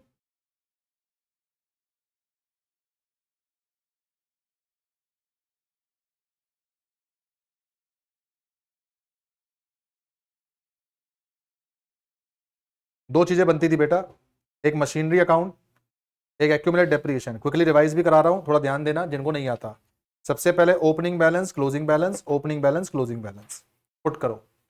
मशीनरी का ओपनिंग बैलेंस है 3 और 330। बेटा ये ईयर पढ़ते हुए ना थोड़ा ध्यान रखना, ईयर गलत मत पढ़ लेना। 3 और 330। डेप्रिएशन का 70 और 80, तो ये 70, ये 80। ये हमारा स्टेप 1 है। स्टेप 2 होता है, 2 चीजें डालनी है, एक सेल और एक डेप्रिएशन। पढ़ो, हमने नीचे सेल करी है 19 की, तो बैंक में 19। और इस सेल पे फायदा लॉस कितना हुआ? जब भी फायदा लॉस निकाल रहे हो, प्लीज नोट दिस थिंग। ये फॉर्मूला होता है कि कॉस्ट में से डेप्रिएशन गया, बुक वैल्यू आता है, और बुक वैल्यू में गेन या लॉस माइनस करते हैं तो सेल वैल्यू आती है। ये याद है कुछ? अब ध्यान से पढ़ो, बच्चा कंफ्यूज किस में करता है? ये 40 में जो दिया है, कभी कभार ये 40 के आगे बुक वैल्यू लिखा होता है, कभी कभार ये 40 के आगे कॉस्ट लिखा होता है। अब बोलो ये 40 के आगे कॉस्ट लिखा है, तो मैं इसको यहां ऊपर लिखूं या नीचे लिखूं? हाँ ये ध्यान रखना भाई अपने पास। ये 40 दिया है, डेप्रिएशन इस पे बोल रहा है कितना लगा? 25, तो ये कितना बचा? 15। और कह रहा है 15 को तुमने 19 में बेच दिया। बोलो 15 को 19 में बेचा तो 4 का क्या हो गया? गेन। ये सेम क्वेश्चन आगे दिया हुआ है एक, सेम, पूरा सेम, बस नलायक ने कॉस्ट की जगह पे लिख दिया बुक वैल्यू। अब बताओ अगर ये बुक वैल्यू होता तो मैं 40 यहां डालता, और 40 की चीज सीधा कितने बेच दी? 19। तब बताओ ये 21,000 का मेरा क्या हो जाता? लॉस। ये ध्यान रखना बेटा, ये बड़ा एक माइनर सा पॉइंट है जिसमें बच्चा गलती करता है। खैर हमारा 4,000 का गेन आ रहा है, और जो गेन है हमारे पास इधर डेबिट में आ जाता है, गेन 4,000। बोलो कोई दिक्कत? फिर हमने पढ़ा था कि एक्यूमुलेट डेप्रिएशन में डेबिट साइड में डालते हैं बिकने वाली का डेप्रिएशन। तो बिकने वाली का डेप्रिएशन कितना है? 25, और इसकी कॉन्ट्रा एंट्री यहां आ जाती है 25। ये 3 स्टेप है। 3 स्टेप कैसे हुए? ब्लैक वाले स्टेप 1 है ओपनिंग बैलेंस, क्लोजिंग बैलेंस, उधर भी opening balance, closing balance. Okay, फिर ये रेड वाला स्टेप 2 है कि कितने बिका, कितना गेन है, और ब्लू वाला स्टेप 3 है कि कॉन्ट्रा एंट्री डाल। अब टोटलिंग खेल लो। जब आप टोटलिंग करोगे, इधर जो बच के आता है डेप्रिएशन, ये आ रहा है 105 माइनस 70, 35,000, और इधर जो बच के आता है ये परचेज आता है। ठीक है भाई, निकालो। 19, 25, 44 और 330, 374, और 374 में से 304 गया तो शायद 70। ओके, अब जरा पढ़ो पूछा क्या है, पढ़ो। कह रहा है select option for outflow from investing activity. ये आउटफ्लो पूछ रहा है, ये इनफ्लो नहीं, आउटफ्लो नहीं, कैश फ्लो नहीं, आउटफ्लो पूछ रहा है। तो आंसर क्या होगा? 70,000, क्योंकि 70,000 परचेज है। मान लो अगर ये इनफ्लो पूछ रहा होता और अगर ये कैश फ्लो पूछ रहा होता, माइनस का 51, क्योंकि 70 गया और 19 आया। आया समझ में? तीनों चीजें ध्यान से पढ़ना। ये आपका क्वेश्चन नंबर है 126 पे 30वां। इसका आंसर बन जाएगा आपका 70,000।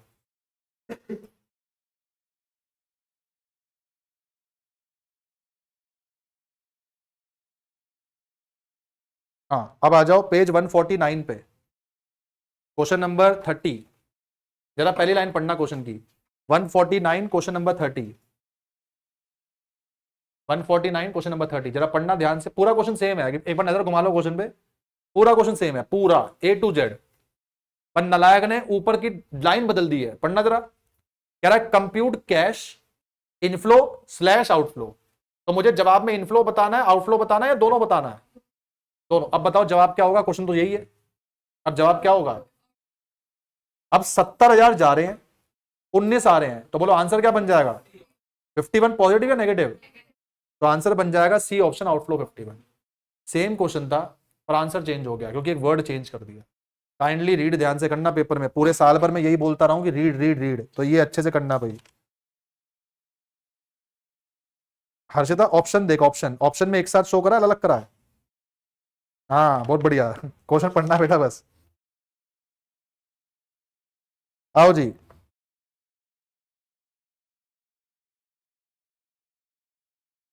Page number 225 question number 30। 225 question number 30। 225 question number 30। ये अनक्लेम डिविडेंड सबको ही दुखी करता है कि सर ये क्या है, क्या करना है इसका, कैसे ठीक होगा, क्या होगा। इसके बारे में कुछ बता रहा हूं। ये पूरी बुक में एक या दो ही क्वेश्चन है, ज्यादा नहीं है, इसलिए आइए देखो जी। क्वेश्चन नंबर 30 कह रहा है प्रपोज डिविडेंड है पिछले साल का 30, इस साल का 40 मिला। प्रपोज डिविडेंड कौन सा लेना पड़ता है? पिछले साल का। पिछले साल का कितना है अपने पास? 30। जो ये प्रपोज डिविडेंड होता है पिछले साल का, इसके दो ट्रीटमेंट होते हैं। एक तो ऑपरेटिंग स्टेप 1 में जाता है और एक फाइनेंसिंग में जाके माइनस होता है। ऑपरेटिंग स्टेप 1 में क्या होता है? प्लस, तो वहां पे 30 प्लस हो जाएगा, और फाइनेंसिंग में 30 क्या हो जाएगा? माइनस। इसमें कोई दिक्कत तो नहीं है? अब इसको भूल जाओ, ऑपरेटिंग स्टेप 1 भूल जाओ, इसमें कोई टेंशन नहीं है। टेंशन है फाइनेंसिंग में। ध्यान देना मैं क्या बोल रहा हूं। फाइनेंसिंग में ये 30,000 का डिविडेंड पेड माइनस होना था, पर अब क्वेश्चन में अनक्लेम डिविडेंड दिया है। पढ़ो अनक्लेम डिविडेंड कितना है, एक करंट ईयर का, एक प्रीवियस ईयर का है। पढ़ना जरा। प्रीवियस ईयर का है 15 और करंट ईयर का कितना है? 10। ध्यान देना मैं क्या कह रहा हूं। आपने ये देखना है कि अनक्लेम डिविडेंड बढ़ रहा है या घट रहा है। हमारे केस में क्या हो रहा है? अरे निकम्मो, इसको तो सही बताओ यार। मतलब अभी तक तो मैं वहां पे पहुंचा नहीं हूं। बढ़ रहा है, घट रहा है। कई बच्चे तो सोच रहे हैं कि पहले मैं सुन लेता हूं बाकी सारे बच्चे क्या बोल रहे हैं, फिर उन्होंने जवाब बदल दिया और उन्होंने भी जवाब बदल दिया आपने बात। अरे निकम्मो, 15 से 10 हो रहा है, बढ़ रहा है ये। तुम 2 मिनट जरा सांस ले लो सारे बच्चे। तुम्हारा हो गया एकदम बनता धार बेटा, बिल्कुल। इतनी जल्दी थोड़ा एग्जॉस्ट होना है यार। अभी आए हुए तो 1 घंटा तो अब हुआ है, क्वेश्चन ज्यादा करे हैं तुम लोगों ने। ठीक है, आप वर्कआउट उतना ही कर रहे हो जितना आपके पास है, समय उतना ही है, बस तुमने थोड़ा ज्यादा कर लिया अपने पास, इसे लग रहा है कि हाँ क्या हो गया पता नहीं। अबे 15 से 10 हो गया तो अनक्लेम डिविडेंड क्या हो रहा है? कम हो रहा है। जब अनक्लेम डिविडेंड कम हो रहा हो तो ये डिविडेंड पेड में ऐड हो जाएगा। ध्यान देना, रिवर्स हो जाएगा। पहले ये 30 पे हो रहा था, अब ये कितने से कम हो रहा है? 5। ये 5 इसमें ऐड हो जाएगा, तो बोलो डिविडेंड पेड कितना माइनस होगा? 35। बात समझ में आती है? मैं यही एग्जांपल को चेंज कर देता हूं। वैसे इसका एक बार आंसर पढ़ लो। इसने क्या पूछा है? कह रहा है कैश फ्लो स्टेटमेंट बनाते हुए डिविडेंड पेड फाइनेंसिंग एक्टिविटी में कितना आएगा। तो बोलो जवाब कितना आएगा? 35, 35। ठीक है। अच्छा ये बताओ, ये ऐसा हो रहा होता, ये 15 है, ये 10 की जगह पे 30 होता, या 30 भी नहीं, 50 होता। चलो 50 होता। ठीक है। अभी भी सारा क्वेश्चन वही है, अब इसको भूल जाओ, ये हो चुका। मैंने कहा था फाइनेंसिंग में 30 माइनस होना चाहिए। अब नीचे पढ़ो, कह रहा है 15 से 50 हो गया, तो अनक्लेम डिविडेंड बढ़ रहा है कम हो रहा है? कितने से बढ़ रहा है? क्या ये 35 उधर माइनस होना चाहिए प्लस होना चाहिए? माइनस मतलब ये 30 में जो अपने पास है इसमें ये 35 अपने पास क्या हो जाएगा? माइनस। मतलब नेग्लिजिबल बताऊं तो अमाउंट थोड़ी ज्यादा हो गई है, नहीं तो इसको भी अपने पास ऐसे कर लो, जैसे मान लो 25 है समझाने के लिए, अगर ये 25 से 50 हो रहा है तो कितना कम होगा? 25। तब यहां पे डिविडेंड पेड से कितना माइनस होगा? 5। इसका मतलब सरल सा एग्जांपल है, अनक्लेम डिविडेंड बढ़ रहा हो तो डिविडेंड पेड में घटा दो, और अगर ये घट रहा हो तो डिविडेंड पेड में बढ़ा दो। बात समझ में आती है? पक्का? ये ना one of the expected adjustment है इस बार के लिए। सब जगह पे सारे भी जितने भी टीचर्स हैं वो सब इस एडजस्टमेंट को पढ़ा रहे हैं, क्योंकि ये अभी तक नहीं आई है पेपर में, लेकिन अब चांस लग रहा है कि शायद ही अपने पास आ जाए, तो थोड़ा सा ध्यान रखना है इसके लिए।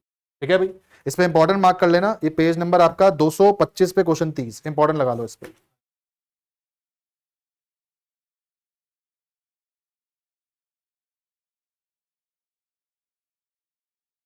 सबेट्स याद है?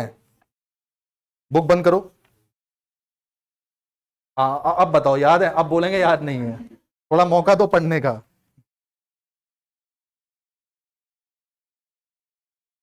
170 पे 29 अभी करा देते हैं। इसका मतलब तेरे को सबेट याद नहीं है, तभी तूने क्वेश्चन दिया अभी एकदम कि पहले क्वेश्चन करा दो, है अभी करा देता हूँ। चल आओ जी, सबेट मेजर बुक बंद कर दो। मेगा बुक बंद कर बेटा, बुक बंद कर, सारे बच्चे बुक बंद। ठीक है, सोचने का सिर्फ 3 सेकंड का मौका मिलेगा। 3 सेकंड नहीं मिला, घूसा आएगा उड़ते हुए जोरदार, बिल्कुल एकदम। आपने मुझे सब हेड बताने हैं, मेजर मैं खुद सोच लूंगा, तो मुझे मेजर मत बताना।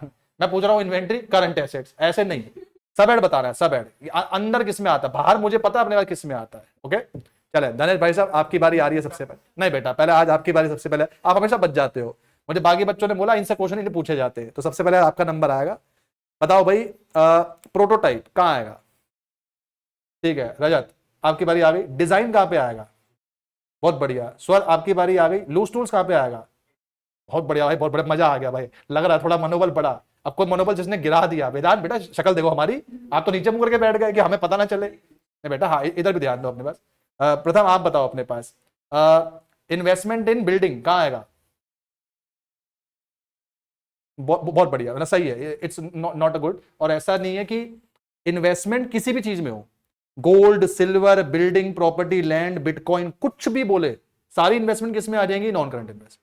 बट अगर वो बोल दे कि रिसीवेबल इन 12 मंथ्स है, तब किस में आ जाएगी? Current investment. ओके वृष्टि, मार्केटेबल सिक्योरिटी, बहुत बढ़िया। मार्केटेबल सिक्योरिटी करंट इन्वेस्टमेंट में नहीं डालना है, किस में डालना है? Cash and cash equivalents. ठीक है पुष्कर आप बताओ भाई, चेक इन हैंड कहां पर आएगा? वो मुझे पता है, वो मुझे पता है, करंट एसेट, उसके अंदर किस में आएगा बेटा वो बता? Equivalents, cash and cash equivalent, cheque in hand एक कैश के जैसा ही है। ठीक है, और सूर्या आप बताओ भाई, प्रोविजन फॉर डाउटफुल डेट्स। हम्म ठीक है, एक और भी होता है इसका कुछ आंसर, और क्या होता है? अरे भाई जिंदगी में जहां जहां देखो प्रोविजन मिला, तूने क्या करा प्रोविजन का? डेटर से माइनस करा ना। अब ढूंढ डेटर कहां पे आता है। हाँ तो क्या लिखेगा answer? Provision for doubtful debt का मतलब show as a deduction from किसमें से? Trade receivable. ऐसे तूने सब पढ़ा हुआ है, थोड़ा दिमाग पे जोर डालियो अपने पास। शुभम बता बेटा, कॉल्स इन एडवांस कहां पे आएगा? नहीं, कॉल्स इन एडवांस मतलब हर चीज शेयर की शेयर होल्डर फंड में थोड़ा आएगी। कॉल्स इन एडवांस मतलब लाइबिलिटी है, अदर करंट लाइबिलिटी। ठीक है ईशा बता, कॉल्स इन एरियर कहां आएगा? में आता है, मतलब चेंज हो गया, चलो ठीक है। तो बता, टैक्स रिजर्व कहां पे आएगा? ठीक है, प्रोविजन फॉर टैक्स कहां आएगा? Tax reserve, reserve and surplus, provision for tax reserve and surplus. मैं फंसा रहा हूं, फंसना नहीं है। टैक्स रिजर्व, रिजर्व है, reserve and surplus. Provision for tax, अब प्रोविजन है कहां आना चाहिए? शॉर्ट टर्म प्रोविजन, हाँ अभी भी रुक जा, खत्म नहीं हुआ, अब अभी भी रुक जा। एडवांस टैक्स कहां पे आएगा? तूने सरकार को टैक्स पहले ही जमा कर दिया, बढ़िया। देख रहे हो टैक्स का नाम 3 जगह पे है, tax reserve, reserve and surplus. Provision for tax, short term provision. और अगर मान लो मैंने बोल दिया सरकार को टैक्स ही देना बाकी है, या दे दिया पहले से ही, प्रीपेड है, तो फिर किसमें आ गया? Other current asset. ठीक है, अगर बता, बिल्डिंग अंडर कंस्ट्रक्शन, बिल्डिंग फिर plant equipment, building advance given to supplier, नहीं, लॉन्ग टर्म लोन एडवांसेस। 3 चीजें बोली मैंने, बिल्डिंग बनने वाली है कैपिटल WIP, बिल्डिंग बन चुकी है टेंजिबल, और बिल्डिंग के लिए एडवांस दिया है तो LTLA बोले तो long term loans and advances. ठीक है, जानवी बता बेटा, loans taken from bank, bank से लोन लिए, सब है, सोच टाइम है। Megha, loans given to customers, customers को लोन दिए, सोच आराम सोच, टाइम है। और बता, लोन्स टेकन फ्रॉम बैंक, हाँ सही है, लॉन्ग टर्म बोले सही है, और loans given to customer,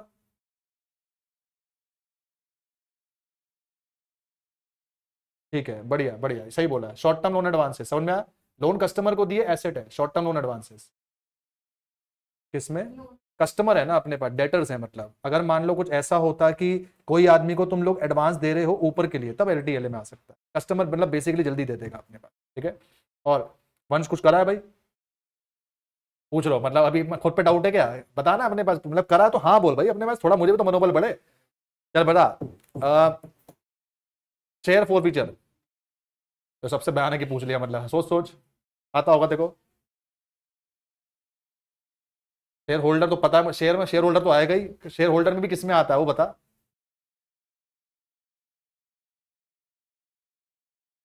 share capital, हाँ मतलब बोल तो सही रहा है तू अपने पास, हाँ ध्यान तो है, कुछ ना कुछ तो पड़ा है अपने पास। चलो और बता, इंटरेस्ट अक्रूड एंड ड्यू,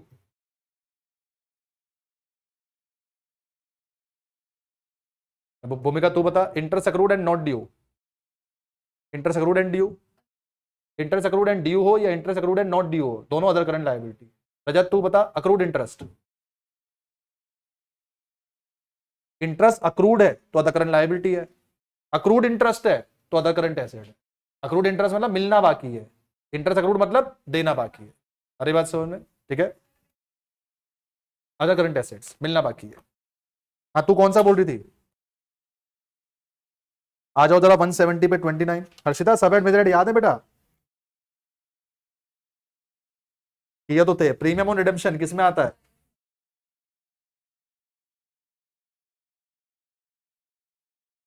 जल्दी बता, पेज 170 क्वेश्चन नंबर 30 न 30 29 पे आ जाओ। Harshita, other non current liability याद कर, जो बोरो करके चुकाना है वो लॉन्ग टर्म बोरोइंग, जो बिना बोरो करे चुकाना है अदर नॉन करंट लायबिलिटी। चलें, आओ, पेज नंबर 170 क्वेश्चन नंबर 29, भाई इस पे इंपॉर्टेंट लगा लेना, ये थोड़ा खूंखार क्वेश्चन है, खूंखार बोले तो अपने पास मतलब पहली बारी में शायद नहीं आए। आओ देखो, ये क्वेश्चन डिबेंचर का और कैश फ्लो का मिक्स है, मतलब एक मिक्सचर है अपने पास। 170 पे क्वेश्चन नंबर 29, आओ जी, कह रहा है एक्स लिमिटेड ने डिबेंचर इशू करे हैं 100 रुपए के at a premium of 5%, but redeemable at a premium of 10%। एक बात बताओ, अगर मैं इसकी डिबेंचर की एंट्री करूं, थोड़ा एंट्री भी रिवाइज करवाओ, याद है एंट्री, पहली एंट्री होती थी bank to debenture application and allotment, कितने डिबेंचर इशू कर रहे हैं 10,000, कितने रुपए प्रीमियम पे 5 रुपए, तो पैसा 105 आएगा, पता है ना ये, तो कितना हो जाएगा 10,000 इंटू 105, 10,50,000 ये वैल्यू हो जाएगी।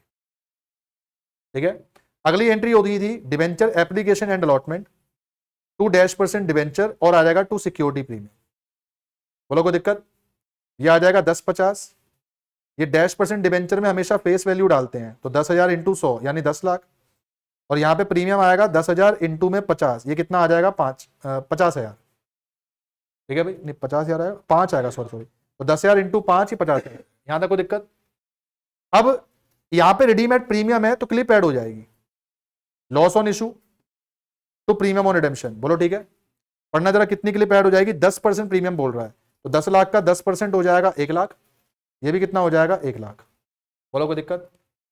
अब आपने ये पढ़ा था कि इस लॉस को राइट ऑफ करना होता है, इस लॉस को राइट ऑफ करने के लिए पैसा पहले कहां से निकालते हैं, नालायक, स्टेटमेंट ऑफ पेनल से पहले पैसा, शाबाश बेटे शाबाश, अबे सिक्योरिटी प्रीमियम से पहले पैसा निकालते हैं, इंटरेस्ट राइट ऑफ करने के लिए पैसा कहां से निकालते हैं, पीनल, ये तो लॉस है ना, लॉस को कहां से पैसा निकालोगे, सिक्योरिटी प्रीमियम, बताओ लॉस राइट ऑफ करना 1 लाख, सिक्योरिटी प्रीमियम के अंदर अपने पास कितने पड़े हैं 50, तो अगर आपने 50 यहां से निकाल लिए तो बोलो स्टेटमेंट ऑफ पीनल से कितना निकाला होगा, ये समझ में आता है? अब पढ़ो क्वेश्चन आगे, वो क्वेश्चन क्या पूछ रहा है, क्योंकि पहले तो इतनी कहानी पता होनी चाहिए, ये खोपड़ी में होना चाहिए। पढ़ो, कह रहा है एक्स लिमिटेड ने इशू करे डिवेंचर प्रीमियम पे, रिडीम भी करने 10 प्रीमियम पे। कह रहा है इसको कैश फ्लो में कैसा दिखाएंगे, बात समझ में आती है? अब थोड़ा ध्यान देना, कैश फ्लो में कैसे दिखाएंगे, गौर करना। सबसे पहले ये बैंक डेबिट हो रहा है, ये दिख रहा है, इसका मतलब पैसा आ रहा है। बोलो कितना पैसा आ रहा है, 10-50। बोलो डिवेंचर इशू करके जो पैसा आता है वो कैश फ्लो में कहां आएगा, में प्लस या माइनस? तो एक ऑप्शन तो ये हो गया कि फाइनेंसिंग में प्लस होना चाहिए 10-50। ढूंढो कहीं पे ऑप्शन में ऐसा दिया है फाइनेंसिंग में 10-50 प्लस हो रहा हो, ढूंढो। पहला ऑप्शन पढ़ो अपने पास, 10-50 एस इन्फ्लो इन फाइनेंसिंग, ये सही हो सकता है।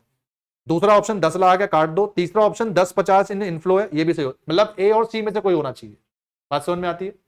अब ये बताओ, ये तुमने स्टेटमेंट ऑफ पीनल को यूज करा है 50, बताओ इसमें से पैसा निकाल के तुमने लॉस राइट ऑफ कर दिया, तो इससे प्रॉफिट अपने पास जो है वो कम हो जाएगा या बढ़ जाएगा? कम हो जाएगा। तो हमें क्या करना चाहिए, बढ़ाना चाहिए। इसका मतलब दूसरा इंपैक्ट हो जाएगा, ऑपरेटिंग में जुड़ना चाहिए। कितना जुड़ना चाहिए, 50। ढूंढो ऐसा ऑप्शन जहां पे फाइनेंसिंग 10-50 जुड़ रहा हो, ऑपरेटिंग 50 जुड़ रहा हो।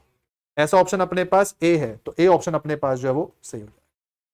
आया भूमिका? देख सीधी सी बात है, पैसा आ कितना रहा है वो फाइनेंसिंग में, और फिर ये देख ले कि स्टेटमेंट ऑफ पीनल से कितना राइट ऑफ हो रहा है। अगर स्टेटमेंट ऑफ पीनल से 50 राइट ऑफ हुआ तो प्रॉफिट 50 कम हो गया था, हम भी प्रॉफिट क्या कर देंगे, 50 बढ़ा। हो गया पक्का? ऐसे 4-5 क्वेश्चन पीछे भी हैं, वो भी अपने पास देख लेना भाई। हाँ बेटा।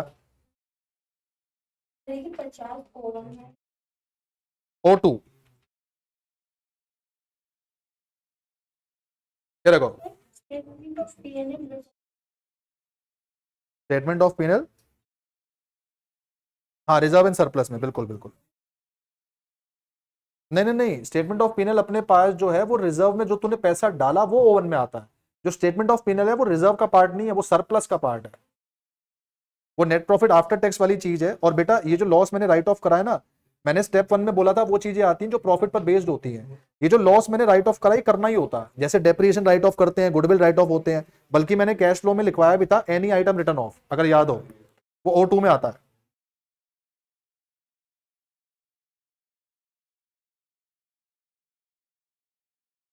हम्म, बता दे। उसी का क्वेश्चन ढूंढ रहा था, किसी एक बच्चे ने पूछा था ये क्वेश्चन आज सुबह। ये लो जरा, ये अपने पास देख लो, यहाँ ध्यान दो भाई। ये एप्लीकेशन है, थोड़ा ध्यान देना यहाँ पे। एप्लीकेशन 2, अलॉटमेंट 5, बस 10 मिनट और, 10 मिनट के बाद आपको फ्री कर दिया जाएगा। थोड़ा ध्यान देना इस पे। ये कंसेप्ट ना 1 मार्क में आएगा, 3+2, और कॉल अपने पास है 2, 5, 7 और 5, ये 12। अब देखो एक आदमी है अपने पास, रोहित। रोहित ने एप्लीकेशन दे दी, अलॉटमेंट भी दे दी, कॉल नहीं दी, और उसके शेयर यहां पे हो गए फॉरफिट, यहां शेयर जब्त हो गए। ठीक है, सबसे पहली बात, क्वेश्चन आपसे कभी कभार पूछ लेगा कि ये बताओ मैक्सिमम डिस्काउंट ऑन री इशू कितना दे सकते हैं। क्या बोल रहा है, मैक्सिमम डिस्काउंट ऑन री इशू कितना दे सकते हैं। तो पहली बात तो ये, सर ये पूछ क्या रहा है, टर्म्स को तोड़ा करो जवाब मिल जाएगा। कह रहा है मैक्सिमम डिस्काउंट ऑन री इशू। मुझे बता सकते हो री इशू की एंट्री क्या होती थी? री इशू की एंट्री होती थी बैंक टू शेयर कैपिटल, और यहां बचता था शेयर फॉरफीचर। वो आपसे ये पूछ रहा है कि ये मैक्सिमम कितना हो सकता है, तो ये पूछ रहा है मैक्सिमम मतलब ज्यादा से ज्यादा कितना हो सकता है। तो आओ जरा देखें। सेबी कहता है, कंपनीज एक्ट कहता है कि आप मैक्सिमम डिस्काउंट उतना दे सकते हो जितना आपने फॉरफीट करा। जितना आपने क्या करा, फॉरफीट करा। फॉरफीट हम क्या करते हैं, जो हमें मिल चुका होता है। मुझे बताओ अगर मैं फॉरफीचर की एंट्री करता तो एंट्री होती share capital to share forfeiture to calls in arrear. तो मैक्सिमम डिस्काउंट ये हो सकता है, मतलब इससे ज्यादा तुम वो डेबिट वाली फिगर में डाल सकते हैं। और वैसे भी अपने पास यही तो होगा, जब तुम कैपिटल रिजर्व निकालते हो तो क्रेडिट में से क्या माइनस करते हो, डेबिट। अब सोचो अगर क्रेडिट कम है डेबिट ज्यादा है, तो आंसर नेगेटिव में आ जाएगा। तो मैक्सिमम डिस्काउंट कितना हो सकता है, जो ये क्रेडिट वाली फिगर है ये हो सकता है। तुम्हें बस ये क्रेडिट वाली फिगर ढूंढनी है कितनी हो सकती है।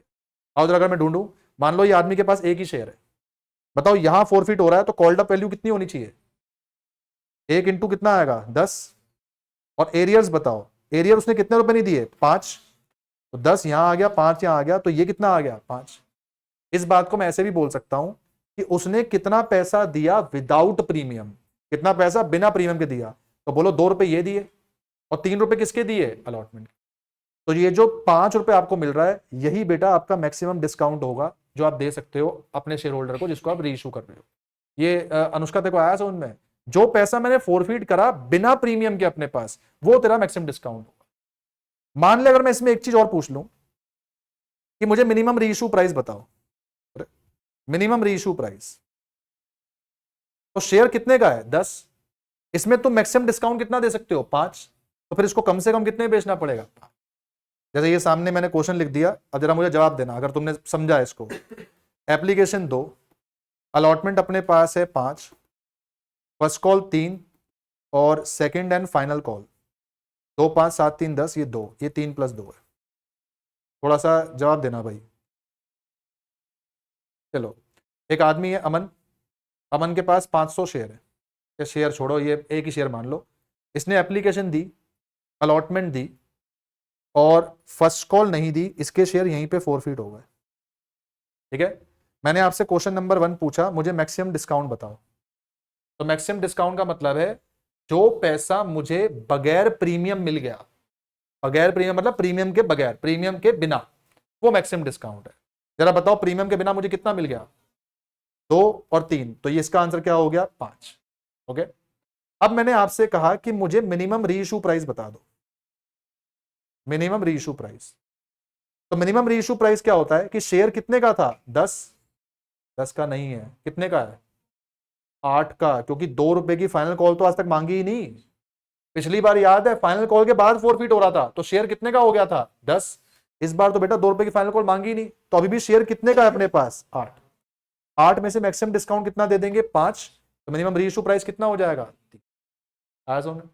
फिर से एक और, मान लो अपने पास ऐसा आ जाए, अब जिससे पूछा जाए वही बताना भाई, अब फंसेंगे। 5 + 1 और 3, 6, 9 और ये अपने पास 2, ये 11 है।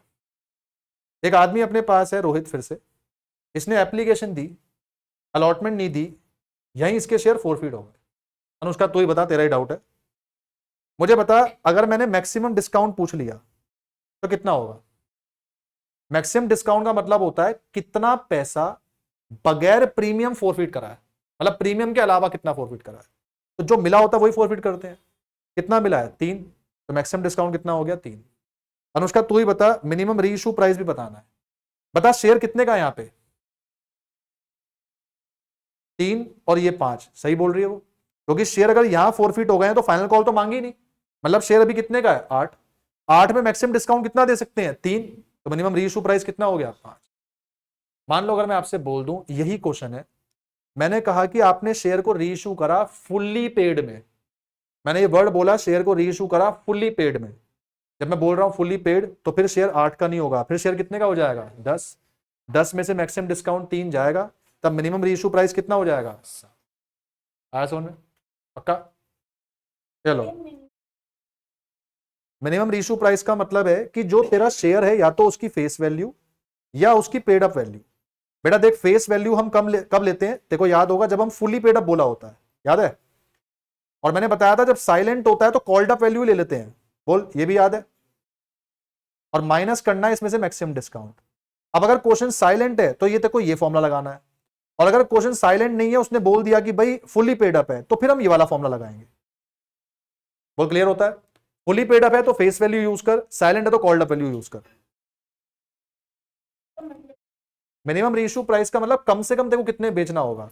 अगर तेरा शेयर 8 का है तो मैक्सिमम डिस्काउंट 3 दे देगी, तो कम से कम तेरे को ये शेयर 5 में बेचना पड़ेगा, क्योंकि अगर तू 5 से कम में बेचेगी तो सेबी की रिक्वायरमेंट वायलेट हो जाएगी, ये है इसका मतलब। आओ जी, ये बताओ जरा last. Application 3, allotment 4, 3 + 1, first call 2, 1 + 1, ऐसे कर लो अपने पास, और फाइनल कॉल 4, 2, 6 और 3, 9, ये है 3, टोटल हो गए 12, 3, 2, 5 और 7, 12। आदमी है एक्स, इसने एप्लीकेशन दी, अलॉटमेंट दी, ये फर्स्ट कॉल भी दे दी, सिर्फ फाइनल कॉल नहीं दी, यहां पे शेयर हो गए फोरफीट। टाइम दे रहा हूं 1 मिनट का, मन में आंसर निकाल लो। मैक्सिमम डिस्काउंट जो है आपने वो बताना है, मिनिमम रीइशू प्राइस जो आपने वो बताना है। 1 मिनट का टाइम दे रहा हूं, पहले मन में सोच लो, मैं जिससे पूछूंगा वो बताना, आंसर बोलना नहीं है। मैंने कहा था मैक्सिमम डिस्काउंट का मतलब है जो प्रीमियम के बगैर मिला, जो प्रीमियम के बगैर मिला, और मिनिमम रीइशू प्राइस का मतलब है जितने का शेयर है माइनस मैक्सिमम डिस्काउंट। ठीक है भाई, सबने कर लिया, सब रेडी है, पक्का? पुष्कर बता मैक्सिमम डिस्काउंट कितना होगा? कितने बच्चे पुष्कर की बात से सहमत हैं कि मैक्सिमम डिस्काउंट 7 है? ठीक है, सभी सहमत, कोई सहमत ऐसा है जो नहीं है? हाँ वंश बता क्या होना चाहिए? 8। कोई और बच्चा भी है 7 और 8 के अलावा? हर्षिता तेरा क्या जवाब है बेटा, तू बता। 8 या 7? 7। ठीक है, स्मृति तू बता। 7। अरे चुप चुप चुप नालायक, पूरा तू, तेरे से पूछना मैं इसलिए नहीं पूछता, तेरे से पूछू तो सारी बात बताना शुरू कर देती है नालायक। तो बोलने का बहुत शौक है इसको, ये डाउट भी अपने वॉइस नोट पे डाउट भेजती है। बेटा सिंगर बनना आप लोग बड़े होके, आ जरा यहाँ ध्यान दो। और क्या अपने पास, मैं पूछ रहा हूँ आंसर, पूरी प्रोसेस बता दी अपने पास, गड़बड़ हो गया मामला। चलो ठीक है भाई, मैक्सिमम डिस्काउंट अपने पास होगा जो मिला बगैर प्रीमियम। तो जो मिला बगैर प्रीमियम काउंट कर लो, ये 3 मिला, ये 3 मिला और ये 1 मिला, मन चाहे जोन में, तो 7 रुपए बगैर प्रीमियम मिले हैं, ये 7 रुपए अपना जो आंसर है इसका। अब मिनिमम रीइशू प्राइस बताओ, शेयर फॉरफिट यहां हो रहा है तो बोलो कॉल्ड अप वैल्यू कितनी हो गई? अगर यहां फॉरफिट हो रहा है तो कॉल्ड अप वैल्यू कितनी हो गई? 10। तो ये 10 का शेयर है जिसमें से मैक्सिमम डिस्काउंट कितना देंगे? 7। तो मिनिमम रीइशू प्राइस कितना हो जाएगा? 3। क्लियर है, पक्का हो जाएगा। एक चीज ध्यान रखना, जब आपके क्वेश्चन में कहीं पे लिख दे मैक्सिमम डिस्काउंट तो वहां पे गेन 0 हो जाता है। भाई तुमने जितना डिस्काउंट देना था उतना ही दे दिया, तो फिर गेन कुछ बचेगा थोड़ी ना। इस केस में आपका गेन हमेशा क्या होगा? 0। मतलब जो वो कैपिटल रिजर्व निकालते हैं ना गेन, इसमें हमेशा 0 होगा in case you are giving maximum discount. क्योंकि जब सब कुछ ही डिस्काउंट दे दिया देन आप कुछ कमाओगे नहीं, जब कुछ कमाओगे नहीं तो ये क्या बन जाएगा अपने पास? 0। Okay, that's all. इसके अलावा किसी का कोई और डाउट है तो बता दो, नहीं तो घर पे अपने पास जो नींद वींद पूरी करो, कल एग्जाम में सोना नहीं है बेटा बस। कोई किसी डाउट है तो ठीक है, चलो ठीक है, नहीं है आओ जरा यहाँ पे सामने ध्यान दो, कॉपियां बंद, बिल्कुल बंद कर लो कॉपियां, इधर ध्यान दो, सामने कॉपियां बंद। अरे डाउट मतलब ये घर पे ले लेंगे भैया, तुम तो टेंशन में आ गए कि अभी डाउट नहीं बताया, कहाँ चले जाएगा। बताएंगे भाई घर पे, डाउट बताएंगे। आज रात को कोई सोने नहीं वाला, मैं तो नहीं सोने वाला, कोई डाउट आ रहा पूछ लेना। चलो यहाँ ध्यान दो भाई, ये तुम्हारी बोर्ड की शीट है, ये बोर्ड की शीट है, ठीक है। जो आपकी शीट है उसमें आप क्वेश्चन नंबर यहां लिखोगे, यहां नहीं लिखोगे। इसका मतलब मार्जिन के उस तरफ क्वेश्चन नंबर नहीं लिखना, आप जिस शीट पे क्वेश्चन कर रहे हो, जैसे आर्टिकल की हेडिंग होती है ऐसे क्वेश्चन लिखना। मान लो मैंने क्वेश्चन 34 कैश फ्लो शुरू करा, मैं ऐसे लिखूंगा क्वेश्चन 34 और क्वेश्चन शुरू कर दूंगा। जैसे ये क्वेश्चन मान लो यहां खत्म हो गया पेज के बीच में, इधर कोई क्वेश्चन नहीं करना, अगले पेज पे। You need to start every question, every fresh question at fresh page, चाहे वो क्वेश्चन 1 मार्क का हो, 2 मार्क का हो, 3 मार्क का। अब मान लो 1 मार्क में तुमने सिर्फ आंसर ही लिखा है, जैसे क्वेश्चन 1 का थ्योरी क्वेश्चन आया, तुमने ए पार्ट लिख दिया, तो यहां पे तुम अपने क्वेश्चन कंटिन्यू कर लो। लेकिन कोई बड़ा क्वेश्चन है 3 मार्क का, 4 मार्क का, 6 मार्क का, हर क्वेश्चन नए पेज पे आना चाहिए। तो ये ध्यान रखना, क्वेश्चन नंबर आपका जो है वो बीच में हो और हर क्वेश्चन फ्रेश पेज पे हो, पहली बात। दूसरी बात, मेरे हिसाब से आपको पेपर ऐसे करना चाहिए, 34 से 1 तक जाना चाहिए मेरे हिसाब से। अब आपने प्रैक्टिस किसी और तरीके से करी है तो फिर आप इस रूल को ओवररूल कर दो।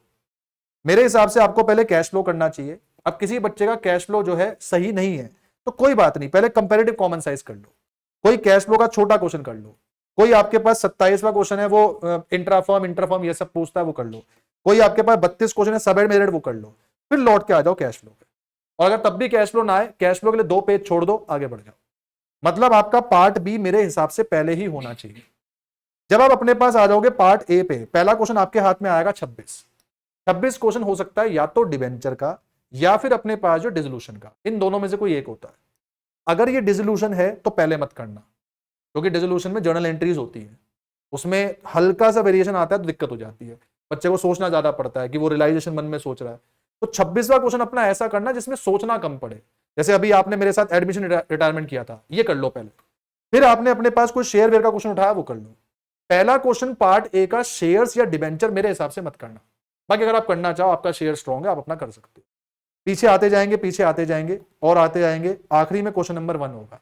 मतलब आपका पेपर दिखने में ऑर्डर वाइज होना चाहिए और साथ में अपने पास जो है जो अच्छे से अच्छा क्वेश्चन है वो पहले होना चाहिए।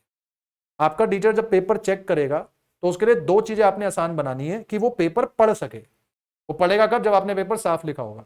देखो राइटिंग मेरी भी खराब है और मेरे पास ये गट्स है, मेरे पास ये टैक्ट्स हैं कि मैं कैसे टीचर को अपना पूरा पेपर पढ़वाऊं। अगर आप गौर कर रहे होगे, मुझे पता है मेरी राइटिंग खराब है, लेकिन मुझे बच्चों को समझाना है तो मैं जानबूझ के फॉन्ट का साइज बढ़ा देता हूं। तो अगर आपकी राइटिंग खराब है और आपका फॉन्ट साइज भी छोटा है, ये प्रॉब्लम है। अपना फॉन्ट साइज बढ़ा के लिखो। सूर्या, मैं तेरे लिए बोल रहा हूं ये चीज। जिन बच्चों की राइटिंग खराब है और जिनका फॉन्ट साइज भी छोटा है, अपनी राइटिंग जो बढ़ा के लिखो, इतना बढ़ा के लिखो कि उसको फॉन्ट बड़ा दिखे तो उसमें कोई प्रॉब्लम ना है। बाकी रही बात अपने पास कि सर इसके कोई मार्क्स कटते हैं 2n बाय के, कोई मार्क्स नहीं कटते। सर नरेशन के मार्क्स हैं, इसके मार्क्स हैं। सर क्या कॉमा लगाने के तो कोई मार्क्स नहीं है? कोई मार्क्स नहीं। कहीं आप सोचो कि कॉमा लगाने पड़े, कोई ऐसा नहीं है। अपने आप को वहां पे कोई इस चीज में मत डालना कि ये मुझे नया करना है, ऐसा नहीं। तीसरी बात, आपके पेपर में कुछ फॉर्मेट्स बने हुए आएंगे। अगर आपको फॉर्मेट यूज करने आ रहे हैं बहुत बढ़िया, नहीं यूज करने आ रहे कोई बात नहीं, अपने फॉर्मेट बनाओ। तुम्हें अगर ये लग रहा है कि मैं ये फॉर्मेट कैसा यूज करूं, क्योंकि बच्चों ने मुझे पिछले साल पेपर देकर आए, सर वहां पे इतने सारे फॉर्मेट बने आए थे, हमें समझ में नहीं आ रहा कौन सा फॉर्मेट किसका है। तुमने अभी तक बोर्ड की शीट अपने हाथ में नहीं देखी है, बस वो 10th में देखी थी, 12th में नहीं देखी है। तो हो सकता है बीच में किसी पेपर में कोई ऐसा लेजर वेजर के फॉर्मेट आ जाए, तुम्हें वो पल्ले पड़ता है, वेरी गुड। वो पल्ले नहीं पड़ता है तो कोई बात नहीं, उसी फॉर्मेट को मॉडिफाई करके, जैसे यहां पे मान लो खाली एक कॉलम बना है, अब तुम्हें पार्टनर कैपिटल बनाना है तो भाई यहां पे अपनी जगह लेके इस तरह से बना देना, उसमें तुम इसको मॉडिफाई कर सकते हो। और ये पेज पूरा ही पसंद नहीं आ रहा अपने पास, छोड़ो इसको, अपना पीछे जाके जो अपना बनाओ उसके ऊपर शुरू हो जाओ। मतलब इस बात पे टाइम स्पेंड नहीं करना है कि मुझे ये फॉर्मेट के ऊपर करना चाहिए या नहीं करना चाहिए, it's just wastage of time. चौथी बात, किसी भी क्वेश्चन पे 10 से 15 मिनट से ज्यादा नहीं लगाने। किसी भी क्वेश्चन पे, चाहे शेयर हो, चाहे कैश फ्लो, चाहे debenture, any sort of question, अगर वो क्वेश्चन 10 मिनट पे आप उस पर लगे हुए हो, वो नहीं सॉल्व हो रहा है, लीव इट, छोड़ो उसको, आगे बढ़ जाओ। किसी भी पॉइंट पे आपको लगता है कि आपका मोमेंटम गिर गया है, अब नहीं समझ में आ रहा है, स्वेटिंग हो रही है, कुछ नहीं समझ में आ रहा, 2 मिनट लंबी सांस लो और एमसीक्यूज पे आ जाओ। 2 मिनट लंबी सांस लेके छोड़ दो पेपर में, कुछ अपने पास नहीं सोचना कि पेपर छूट जाएगा, ये हो जाएगा। जस्ट टेक 2 मिनट्स ब्रेथ, सिर्फ 2 मिनट ब्रेथ लेनी है। Eyes close, inhale exhale, deep breath, inhale exhale. जैसे ही 2 मिनट अपने पास हो जाए, आओ अपने एमसीक्यू पे शुरू हो जाओ। ये पेपर में होता है, बहुत कॉमन है, कुछ ऐसा नहीं है कि बहुत ज्यादा मतलब नई चीज है, मेरे साथ खुद सा होता है। मैं तो इतनी एंजाइटी पिल्स खा खा के अपने पास इस चीज को जो ठीक कर पाया हूं, तो बहुत ईजी है, कुछ ऐसा नहीं है कि बहुत ज्यादा प्रॉब्लम हो जाएगी। पानी की बोतल कैरी करो, पानी पियो, इनहेल एक्सहेल, इनहेल एक्सहेल। जैसे लगे कि हाँ अब ठीक है, एमसीक्यू पे आ जाओ। उस क्वेश्चन पे दोबारा मत जाना जिस क्वेश्चन की वजह से ये शुरू हुआ था। जैसे शेयर्स आपने उठाया था कि यार मेरा आखिरी में सही नहीं आ रहा है, या मेरा आंसर मैंने ये क्वेश्चन करा हुआ है मैच नहीं कर रहा है, ऐसा मत सोचो। आपने जो क्वेश्चन किया, जो उसका आंसर आ रहा है, ट्रस्ट दैट आंसर, उसके ऊपर काम करना है। देन जितने भी एमसीक्यू क्वेश्चन है, ये 2 पार्ट में बटे हुए हैं, एक प्रैक्टिकल, एक थ्योरी। थ्योरी को सॉल्व नहीं करना, जो आंसर है बस वो लिखना है, बल्कि अगर टाइम कम है सिर्फ ऑप्शन लिखना है, A B C D, that's it. Practical को ट्राई टू सॉल्व, मैंने लिखा है ट्राई टू सॉल्व, मतलब अगर टाइम है तो थोड़ा सा सॉल्व करके दिखा दो। जैसे मैंने आपसे पूछा कि भाई मिनिमम रीइशू प्राइस कितना है, तो लिख के दिखा दो कि यार 10 का है, मैक्सिमम डिस्काउंट 8 है, तो कितना हो गया 2। अगर आप ये नहीं भी लिखोगे तो सीबीएसई मार्क्स दे देती है, बट फॉर्चुनेटली मान लो कि आपके मार्क्स 80 में से 75, 76, 78 पहुंच गए, तो फिर वही टीचर इस चीज के मार्क्स काट लेते हैं। मतलब when your marks reach certain stage, तो फिर वो मौका ढूंढते हैं कि कहां नंबर काटूं। उस चीज से बचने के लिए कोशिश करो कि हल्का फुल्का सॉल्व करके दिखा दो। जैसे मान लो मैंने आपको क्वेश्चन दिया कि बताओ गुडविल कितनी होगी, अब आपने डायरेक्ट आंसर लिख दिया 80,000, तो बेहतर होगा मैं थोड़ा सा लिख दूं यार कि मान लो super profit equal to AP minus NP, भले शॉर्ट में लिख दो, क्योंकि ये एमसीक्यू हमें सॉल्व नहीं करने थे, हमें बस उसको समझाना है कि हम आंसर तक पहुंचे कैसे। तो जो भी थ्योरी क्वेश्चन अपने पास आएगा कोई जरूरत नहीं है, पर कोई भी क्वेश्चन अपने पास प्रैक्टिकल आएगा उसको ऐसे सॉल्व। कुछ क्वेश्चन आपके पेपर में असर्शन एंड रीजनिंग के हैं, जो आपका ग्रे एरिया है। मैं ग्रे एरिया इसलिए बोल रहा हूं, इन क्वेश्चन की कितनी मर्जी प्रैक्टिस कर लो, कहीं ना कहीं से क्वेश्चन उठ के आ जाएगा तो सोचने में दिक्कत होती है। इन क्वेश्चन में मैक्सिमम आंसर ऑप्शन ए या बी ही होता है। I am not saying D answer नहीं हो सकता, I am not saying C answer नहीं हो सकता, I am saying maximum case scenario में आंसर ए या बी होगा। ए ऑप्शन कौन सा होता है? ए एंड आर करेक्ट है and R is the correct explanation. B option होता है A and R is correct and R is not the correct explanation. मतलब दोनों ट्रू तो है, पर आर करेक्ट एक्सप्लेनेशन है और दोनों ट्रू तो है या आर करेक्ट एक्सप्लेनेशन नहीं है, ये ऑप्शन अपने पास मैक्सिमम केस में आंसर होते हैं। तो आप अपना क्वेश्चन पढ़ो, क्वेश्चन पढ़ के आपको जो आंसर लग रहा है वो फॉलो करो, बट अगर कुछ भी नहीं समझ में आ रहा है तो ए या बी में से कोई भी ऑप्शन अपना चूज कर लेना। छोड़ने का मतलब नहीं है, क्योंकि नेगेटिव मार्किंग आपके पेपर में है नहीं, इट्स बेटर कि आप उसमें कुछ ना कुछ अपना करके। ओके, इसके अलावा आप जो भी कोई क्वेश्चन करोगे, जैसे शेयर्स का, पार्टनर कैपिटल का, फंडामेंटल का, जिनमें ये लाइनें ज्यादा बनानी है, ये लाइनें ज्यादा बनानी है। अब लाइनें कहां ज्यादा बनेंगी, पार्टनर कैपिटल में, फंडामेंटल्स में, या शेयर्स में, क्योंकि वो जर्नल का फॉर्मेट अपने पास बनाना है। इन सब केस में इस बात पे स्ट्रेस्ड आउट मत होना कि मुझे लाइनें स्केल से ही बनानी है, ऐसा नहीं है। आपने अपनी शीट उठाई, पार्टनर कैपिटल बनाना है, सीधी लाइन खींची, शुरू हो गए, दैट्स इट। आपका पेपर लाइनों के नंबर नहीं काटता, तो बजाय स्केल उठाऊंगा फिर मैं पेंसिल से लाइन बनाऊंगा, ये करूंगा वो करूंगा, ऐसा कुछ नहीं है। Just start your solving your question, जैसे ही वो सॉल्व हो जाए वो बस दिखने में साफ दिखना चाहिए। साफ से मेरा मतलब ये नहीं है कि आपने जो भी चीज लिखी ब्लैक पेन से लिख रहे हो, फिर ब्लू, फिर पेंसिल से, नहीं, साफ दिखना चाहिए। पढ़ने वाले को ये समझ में आ जाए तुम कहना क्या चाहते हो, बात खत्म। तुम्हें कहीं पे कोई क्वेश्चन काटना है, जैसे तुम्हारा क्वेश्चन गलत हो गया, ये काम नहीं करना। ये ऐसे अपने पास हो गया, जो कोई भी क्वेश्चन काटना है, जो आपने यहाँ पे क्वेश्चन लिखा हुआ है, लेट्स से 30 क्वेश्चन है, यहीं पे लिख दो, बस। ये काम नहीं करना अपने पास कि पूरा पूरा क्वेश्चन काटना है, बस वहीं पे अपने पास काट दिया। ये काम टीचर का होता है, टीचर काटेगा, आपको काटने की नीड नहीं है। इसके दो फायदे होते हैं। मान लो कि ये क्वेश्चन आपने पहले काट दिया और जो आपने दूसरी बार सॉल्व करा वो और भी गलत है, तो अब आपका जो क्वेश्चन पहले आप काट चुके हो उसको आप दोबारा से रिप्लेस नहीं कर सकते। ऐसा नहीं कि इसको फिर आप ये इस तरह से करो, ये नहीं कर सकते। इसलिए क्वेश्चन क्या होगा, जो भी क्वेश्चन कटा हुआ है पेंसिल से यहाँ पे आगे काट दो। अगर आपको लगता है बाद में वो क्वेश्चन आपने सॉल्व करा और आपको लग रहा है कि हाँ यार ये क्वेश्चन मेरा पहले ही ठीक था, तो बस पेंसिल से आगे यहाँ पे इरेज कर दो। अगर इरेज नहीं करा तो टीचर को पेंसिल तो दिख ही रही है ना, वो समझ जाएगा कि ठीक है भाई ये क्वेश्चन अपने पास कटा हुआ है। ये तरीका। रही बात आखिरी, सर क्या पार्टनर कैपिटल वाले क्वेश्चनों में शॉर्ट फॉर्म यूज कर सकते हैं, जैसे अनिल है क्या ए लिख सकते हैं, या विपुल है उसमें बी लिख सकते हैं, इस तरीके से? तो ये प्रैक्टिकली तो अलाउड नहीं है। लेकिन अगर क्वेश्चन ऐसा है जैसे अनिल, विपुल और चेतन, तो आप एबीसी यूज कर सकते हो। मान लो क्वेश्चन आ गया पायल, पूजा और पुनीत, नहीं कर सकते। अब अपने पास क्वेश्चन है गलत, मैं तो सलाह दूंगा ऐसे क्वेश्चन को उठाओ मत, पहली बात तो, क्योंकि इनमें गुडविल की एंट्री में, कैपिटल एडजस्टमेंट में माइंड ना घूमता रहेगा, अपने पास दिक्कत हो जाती है। बट हाँ वो अलग बात है, तुम्हें ये क्वेश्चन अच्छे से आता है तो तुम ये क्वेश्चन करो। लास्ट ऑफ लास्ट, तुम्हारे पास लेजर में या जर्नल में चॉइस हो तो जर्नल करना, ये जल्दी हो जाएगा, ये मार्क्स भी ज्यादा दे जाएगा। लेजर में कास्केडिंग इफेक्ट ज्यादा होता है, तुमने ऊपर गलती करी, नीचे गलती हुई और नीचे गलती हुई, ये पूरा जीरो हो जाएगा। जर्नल में ये अच्छी बात है कि एक एंट्री गलत हुई तो दूसरी एंट्री पे कोई प्रभाव नहीं पड़ता। हाँ अमाउंट पे प्रभाव पड़ सकता है पर टीचर उसका मार्क दे देता है, इसलिए कभी भी इसमें चॉइस आए ये काम करना। एंड लास्ट, कोई अपना जो 15 मिनट मिलेंगे, इन 15 मिनट में एमसीक्यू की तरफ जाने की जरूरत नहीं है। इन 15 मिनट में आपने ये क्वेश्चन पढ़ने हैं, वो क्वेश्चन जिनमें एडजस्टमेंट्स हैं। अब एडजस्टमेंट किसमें होती है, एडमिशन, रिटायरमेंट, फंडामेंटल या कैश फ्लो, ये एडजस्टमेंट। पेपर में जाके इनकी बैलेंस शीट नहीं उठानी, सिर्फ एडजस्टमेंट पढ़नी है। अच्छा ये एडजस्टमेंट आती है, इस तरह से सॉल्व भी नहीं करना, जस्ट माइंड में बोलना है हाँ यार ये आती है, पढ़ी हुई है। रिटायरमेंट की एडजस्टमेंट पढ़ ली, एडमिशन एडजस्टमेंट पढ़ ली है। जब आप ये पढ़ चुके होगे और फिर भी आपके 15 मिनट पूरे नहीं हुए हैं, तब आप एमसीक्यू पढ़ना शुरू कर दो। लेकिन पहले एमसीक्यू मत उठाना। भगवान न करे अगर पहला एमसीक्यू आपने पढ़ा और वो आपको हैवी लगा तो दिक्कत है, फिर आपके दिमाग में इमेज बन जाएगी कि पेपर है टफ, मैंने उतनी तैयारी करी नहीं। वो नहीं करना। तुमने सबसे ज्यादा प्रैक्टिस बड़े क्वेश्चंस की करी है, तो तुम्हें पेपर में खोलना भी सबसे पहले बड़ा क्वेश्चन चाहिए। बच्चा करता क्या है, सबसे ज्यादा प्रैक्टिस करिए बड़े क्वेश्चनों की और पेपर में जाके 1 मार्कर पहले पढ़ रहा है।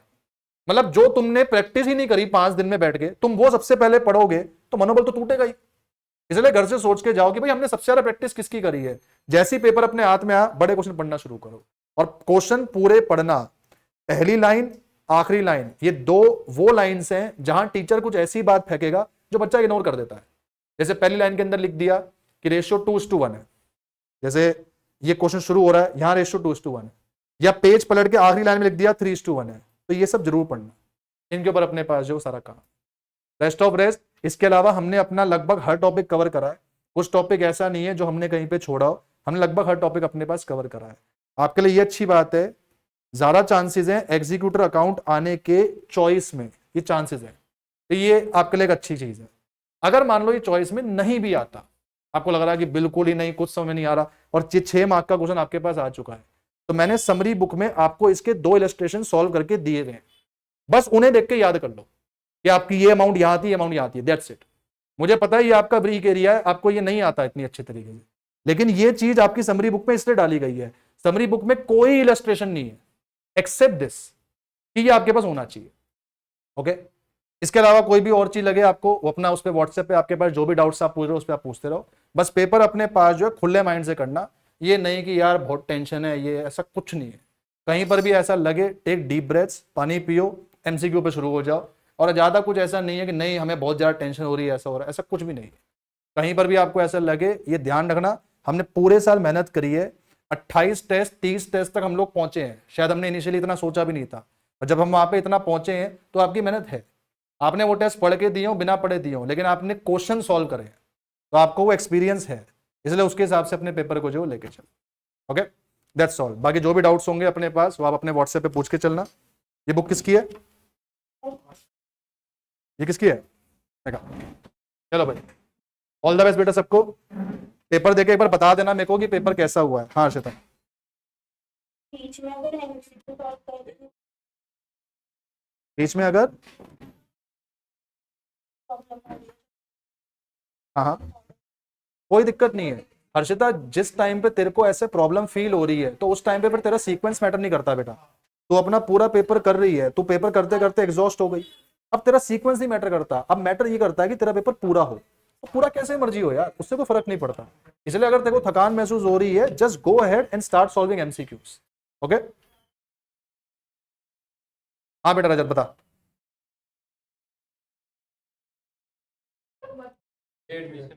एक केस बनने लग रहा है।